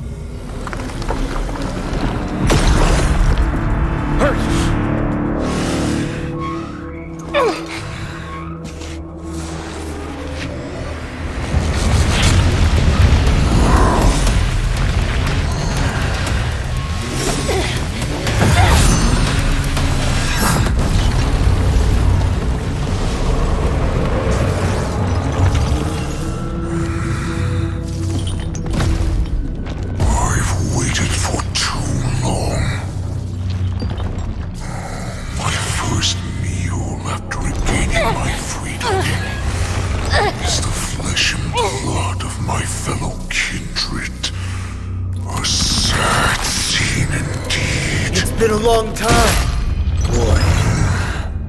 Welcome back.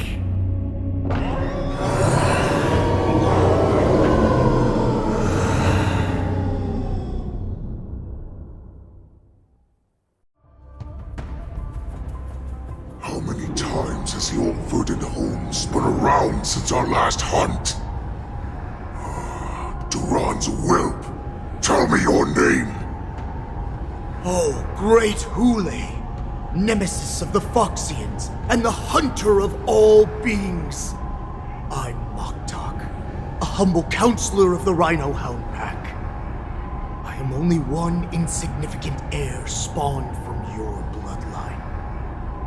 It's been at least 7 centuries since you led our pack through the hunting grounds of the stars. I'm thrilled to see that you are as cunning and skillful as ever. 7 centuries.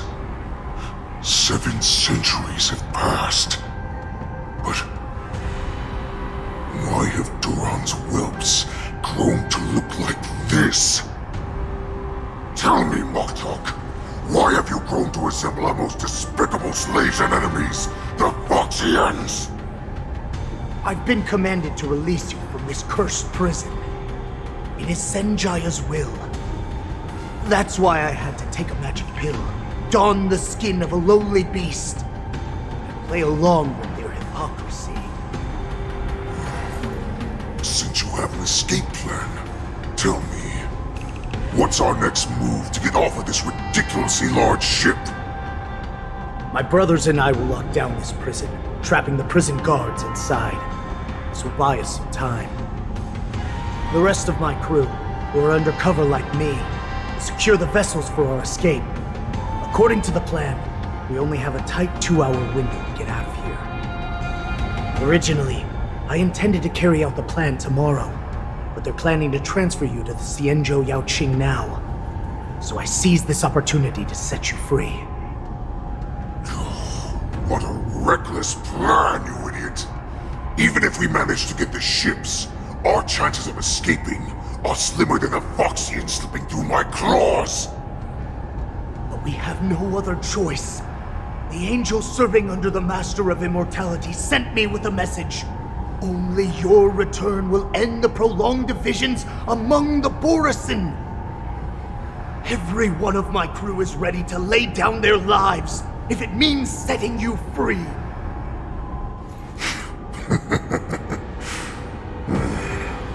A sneaky weakling like you is actually showing some reckless bravery with this plan. Fine. You'll get what you want. And all of Duran's whelps will too. Well then, my lord, we should leave now. Before we go, give me one of those magic pills. My lord, you seriously want to don the skin of a lowly beast? That would be a disgrace to your greatness, my lord. You idiot. Greatness means nothing without freedom. Once I get out, I'll need a disguise that won't raise any suspicion. As you wish, my lord. Is that Foxian slave my meal? No, he's an envoy from the Xianzhou Yaoqing.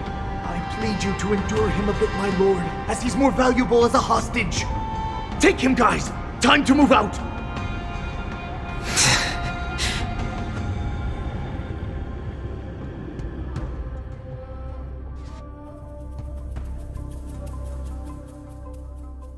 Madam Hanya, the wardens in all areas are regrouping. Those Ingenium enemies are wandering around and causing heavy casualties. And to make things worse, those iron wolves broke open the cages and let the criminals out. We've called for backup, but it seems like all communication is jammed. Let's preserve our strength and first take down the isolated prisoners. By decree of the 10 Lords, all prison breakers and intruders shall be apprehended, dead or alive. Just a short time ago, the nether key mechanism was activated. It was probably Madame Shui and the Yaoqing messengers, heading to the bottom of the prison. Given the situation, I'm afraid that area is exactly where our enemies are targeting. We mustn't let that vile beast escape from its cage. We've gathered all the prison guards who can still fight, and we'll split up and secure each floor.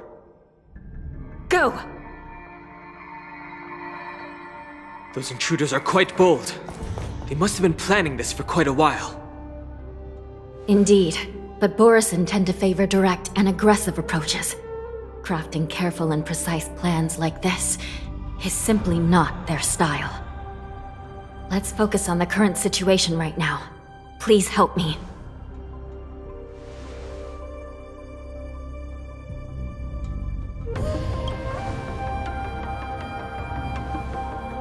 What's the fastest way to the bottom of this prison, Miss Hanya?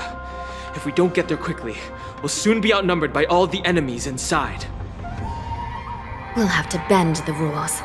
Please, follow me. Prisoners must remain in place in a phase. By decree of the 10 Lords, all prison breakers and intruders shall be apprehended, dead or alive. Yes, ma'am!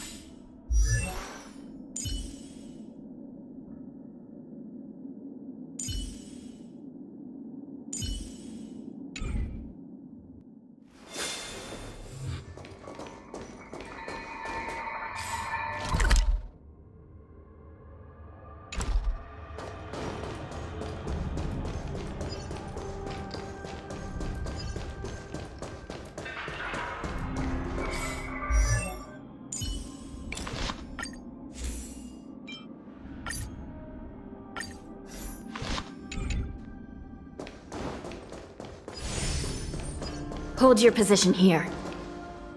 Yes, ma'am.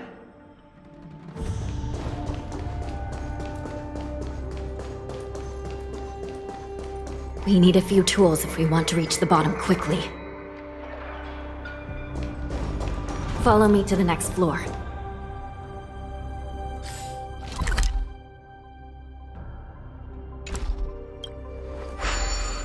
The path is cut off. Someone must have altered the mechanism.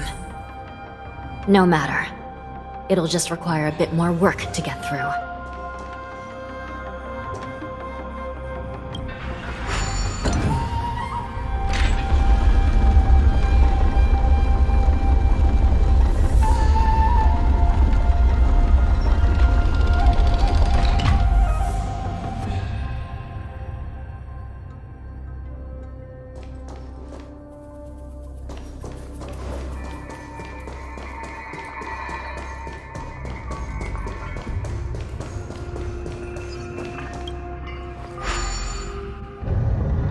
Some Spiritfarers occasionally use ingenia from the Artisanship Commission to navigate the treacherous terrain here. Normally, using devices like the shifting screen is strictly forbidden, as they could help prisoners escape. But, given the urgency of the situation, let's just ignore the usual regulations.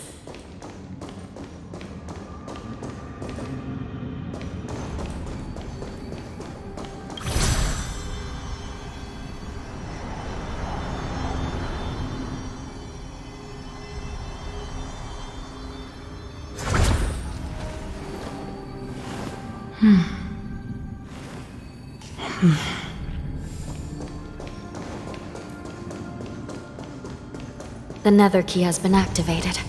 I hope we're not too late. Hang in there, sister.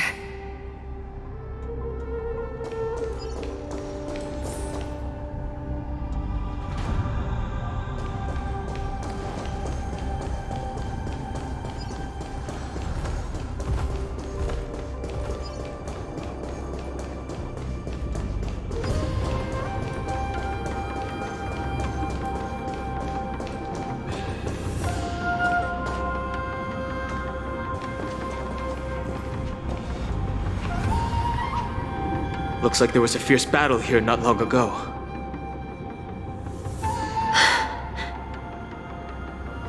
The gate to the prison delve is wide open. Hule has managed to break free.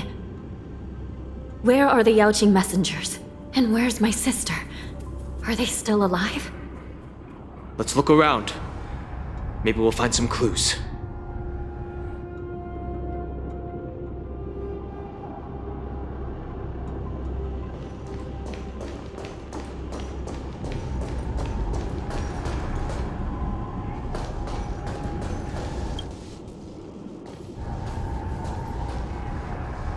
Yi is here.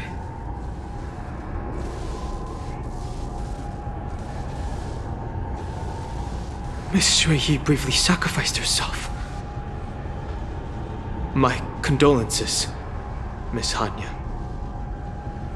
Condolences? Well, that's unnecessary. You misunderstand. Thanks to the Ten Lords' blessing, my sister turned into an ingenium centuries ago. Dying and returning as just a soul to the Hall of Karma's document office has become a routine for her. While I'm not keen on seeing her throw away her body like it's some replaceable part, but...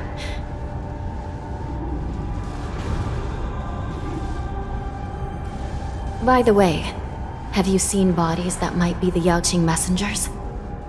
One of them is a Foxian wearing exquisite clothes, and the other wears a dark cloak, like a fugitive. No, I haven't found any Foxian bodies. Only Borisin ones. So, the intruders and Hule are holding the Yaoqing messengers hostage. This is the worst situation. With hostages in their grasp, the prison guards can't do anything about the prisoners. If anything happens to the messengers, the relationship between the Yaoqing and the Luofu could be irreversibly damaged. We must rescue the messengers, get out of here, and spread the news. We mustn't give up as long as there's a glimmer of hope.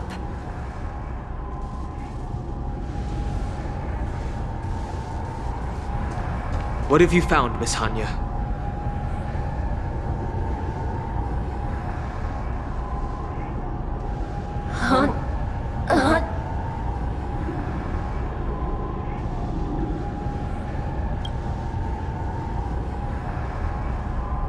Reconstruct. It's my sister. Looks like her soul hasn't returned to the Hall of Karma yet.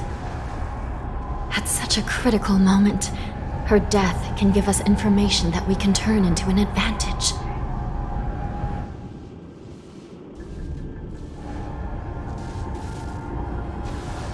Let me see. The damage isn't too bad. If I can fix it up, my sister will have a temporary body.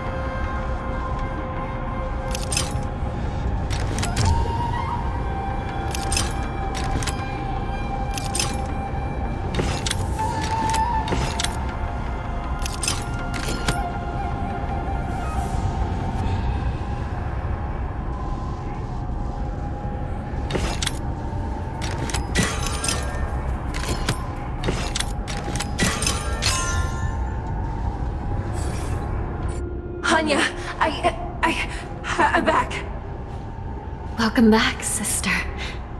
I don't know what kind of expression I should have at a time like this. Happy? Tears of joy?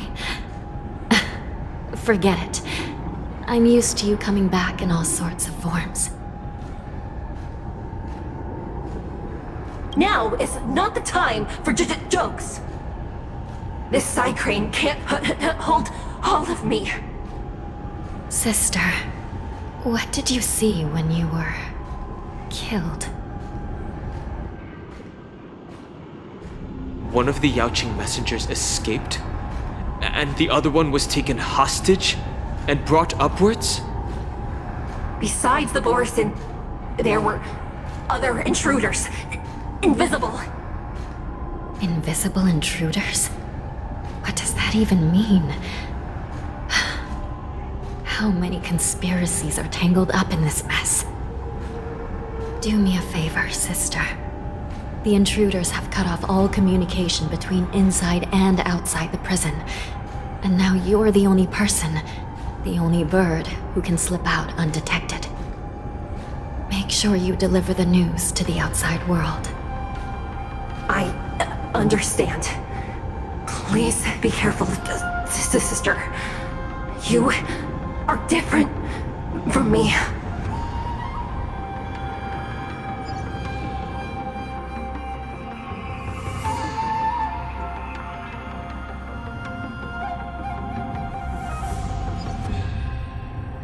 Time is running out, Miss Hanya. If we keep delaying, those Borisin will escape from the prison. All right. If we happen to come across that Yaoqing messenger who got away... No. Stopping Hule should probably be our top priority.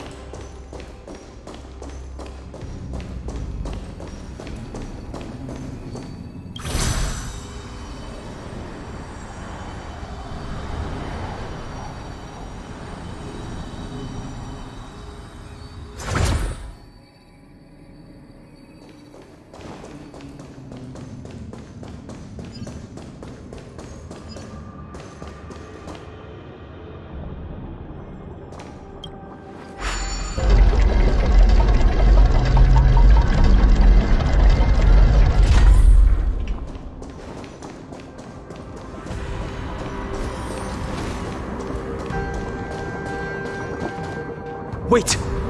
Something feels off. Something's approaching us. The invisible intruders?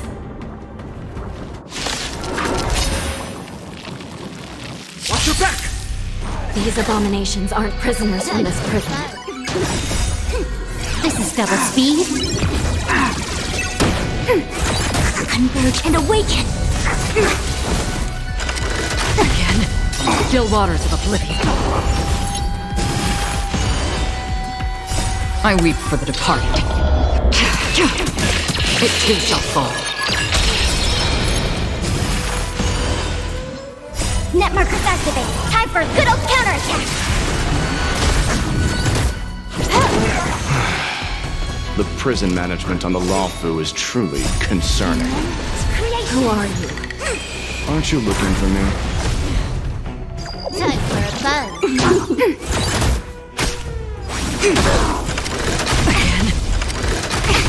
Destined for oblivion. Net markers activated. Time for a good old counterattack. Again?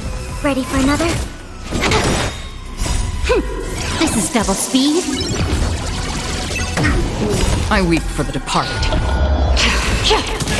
It too shall fall. Just focus on the fight. Immortality means forever. Time for a buzz. Net markers activated. Time for a good old counterattack. On the still waters of oblivion. No matter. Secret of the safe. Again? Yin and yang.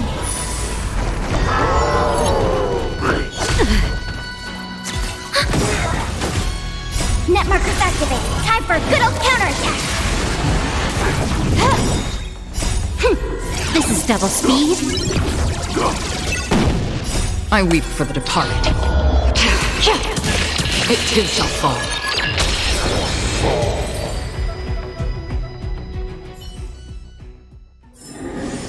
Another blood debt repaid.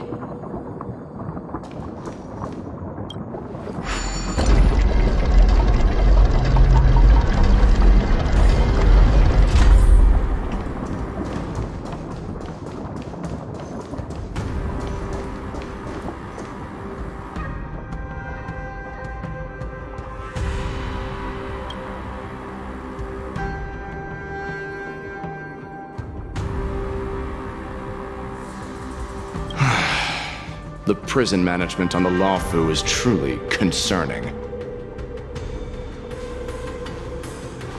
I prefer to be called the Yaoqing messenger who strategically retreated. At least 2 different groups of intruders infiltrated here. The wolf cubs and these Mara-struck soldiers. Their hiding technique, it's pretty similar to the wind mantle technique used by the Vidyadhara serving Kailorum Venti on the Yaoqing. What do you think?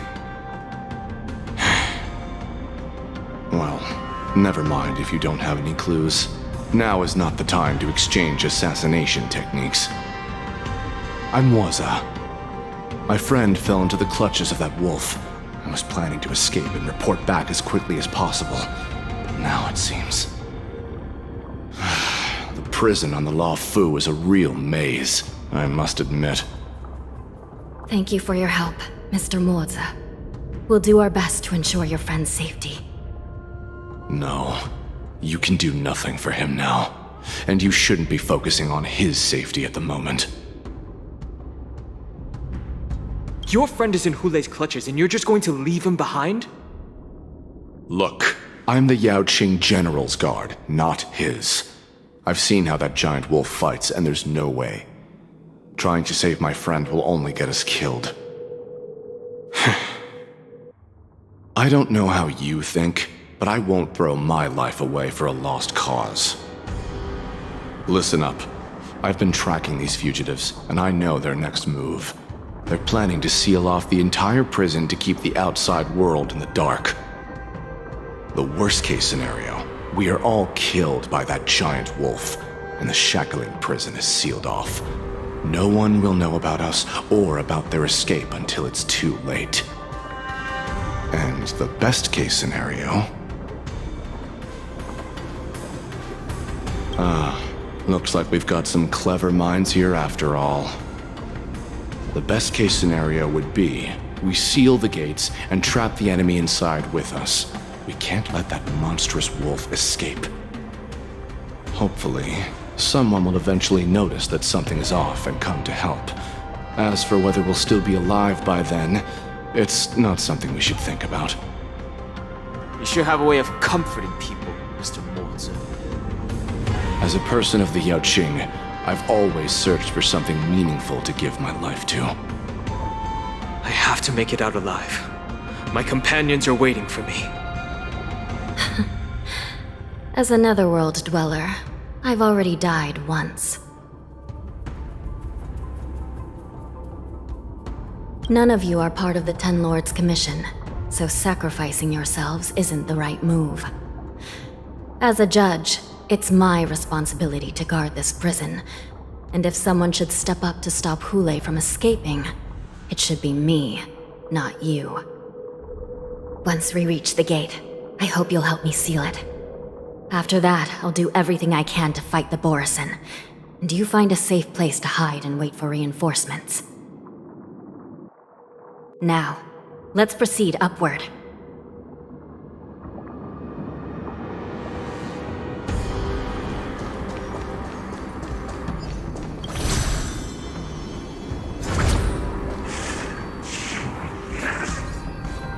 Stream forth, gleam bold blades.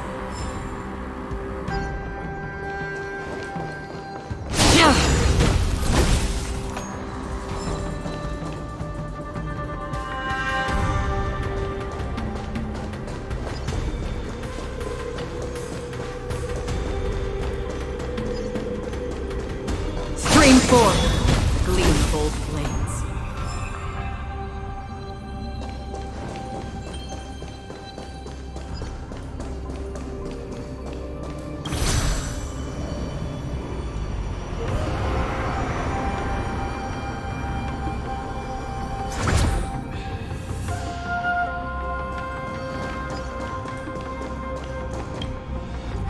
We must seal the entrance before the Borisin fugitives get out.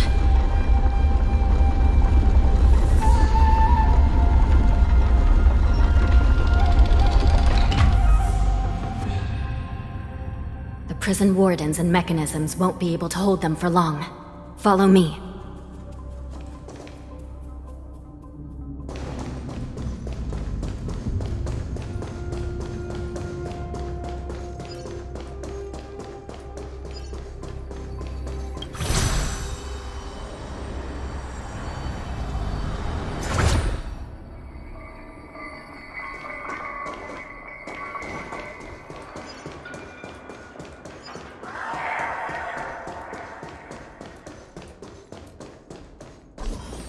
We're almost there. The gate is just ahead.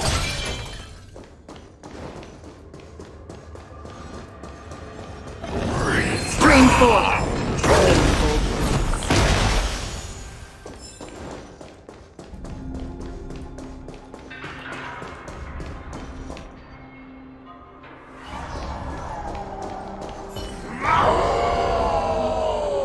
I will hold them back. Don't let Hule escape.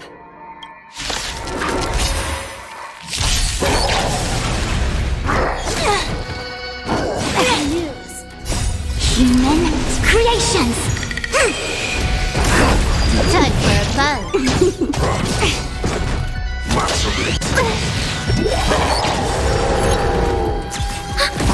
Converge and awaken!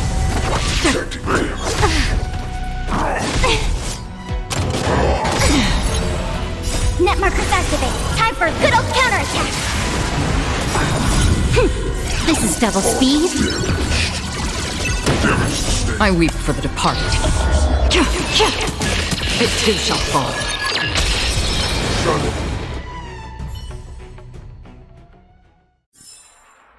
Another blood debt repaid.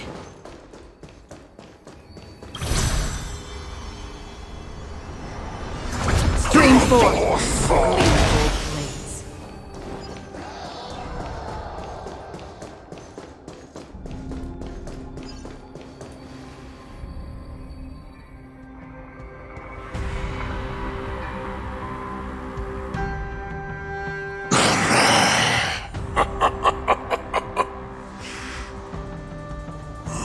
This brings back such familiar memories. Memories of chasing, gnawing, and tearing. Oh, they're back. They're back. They've all come back. My lord, we're just one step away from freedom. As we pass through the gate, no one will be able to stop us. So this hostage is useless now. Kill him, Moktok.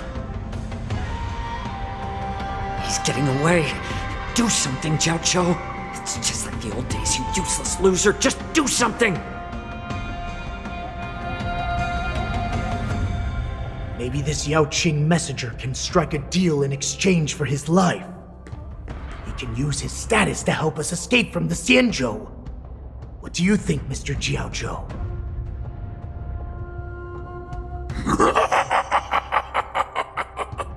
Oh, just look at you. Fallen so low during my absence. You're even negotiating with livestock.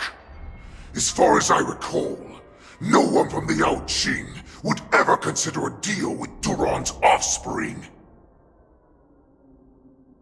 I've got to make this beast stay here, whether it's for the sake of Fei Shao or the Yao Qing. Deal. I certainly have more value alive. My identity, my knowledge of the Xianzhou, and my understanding of many things that your minions have no knowledge of. They'll all be valuable. Lowly beast. Muster up that pitiful tongue of yours and plead for what remains of your life. Speak up.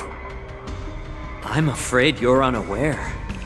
The woman who defeated you, Jing Liu, She has recently returned to the Lawfu. Your opportunity for revenge is right in front of you.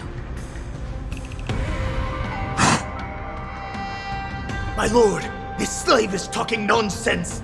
I've never heard anything about this. May I just kill him now? Silence, Moktok. And you, slave. From now on, you'll stay by my side. You'll only speak and move when I allow you to. Otherwise, I'll dismember you from head to tail, inch by inch. Got it? But my lord... We must stay here for some time, Moktok. Fear not. Because once I step out of the prison, it's the people of the Xianzhou who should tremble in fear. I'll show them what true calamity means. Now, Duran's whelps, follow me!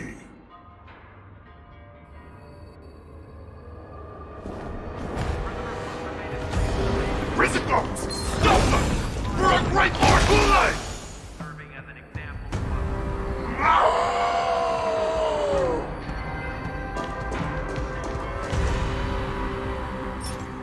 Prisoners must remain in place and obey the guards. Those who fail to comply will face severe punishment. Serving as an example as well.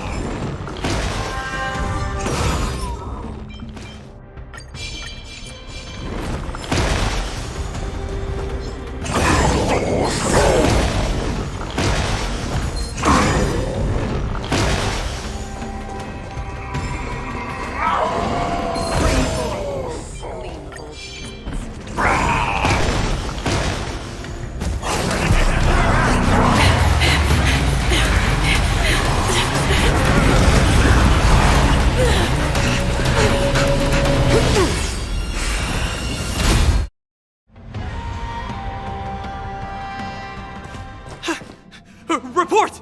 After we lost contact with the shackling prison, we received a message from a Psycrane. The prisoners have revolted, and the criminal Hule is nowhere to be found! What about the Yaoqing messengers and the Nameless? No news at the moment. We're trying to restore contact with the shackling prison as soon as possible. I see. You're dismissed.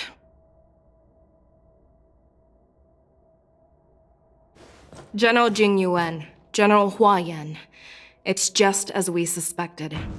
The rise of the Ambrosial Arbor was not the end of things, but the beginning. The hand of the Ruined Legion has already sown the seeds of destruction. From this moment on, the Xianzhou Alliance will face an even greater challenge, from both the abominations of abundance and the destruction itself. If this is what they want, I'm always up for a challenge.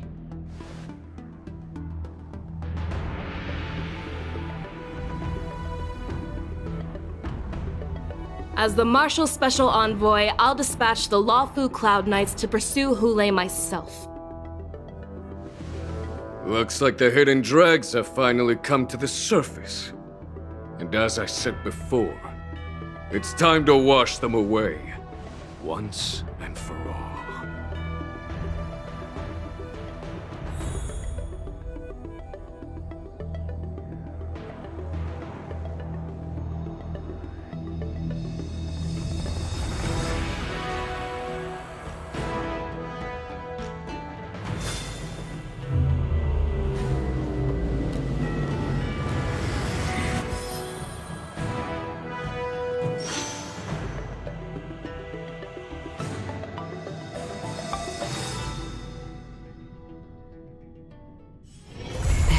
Haven of memories.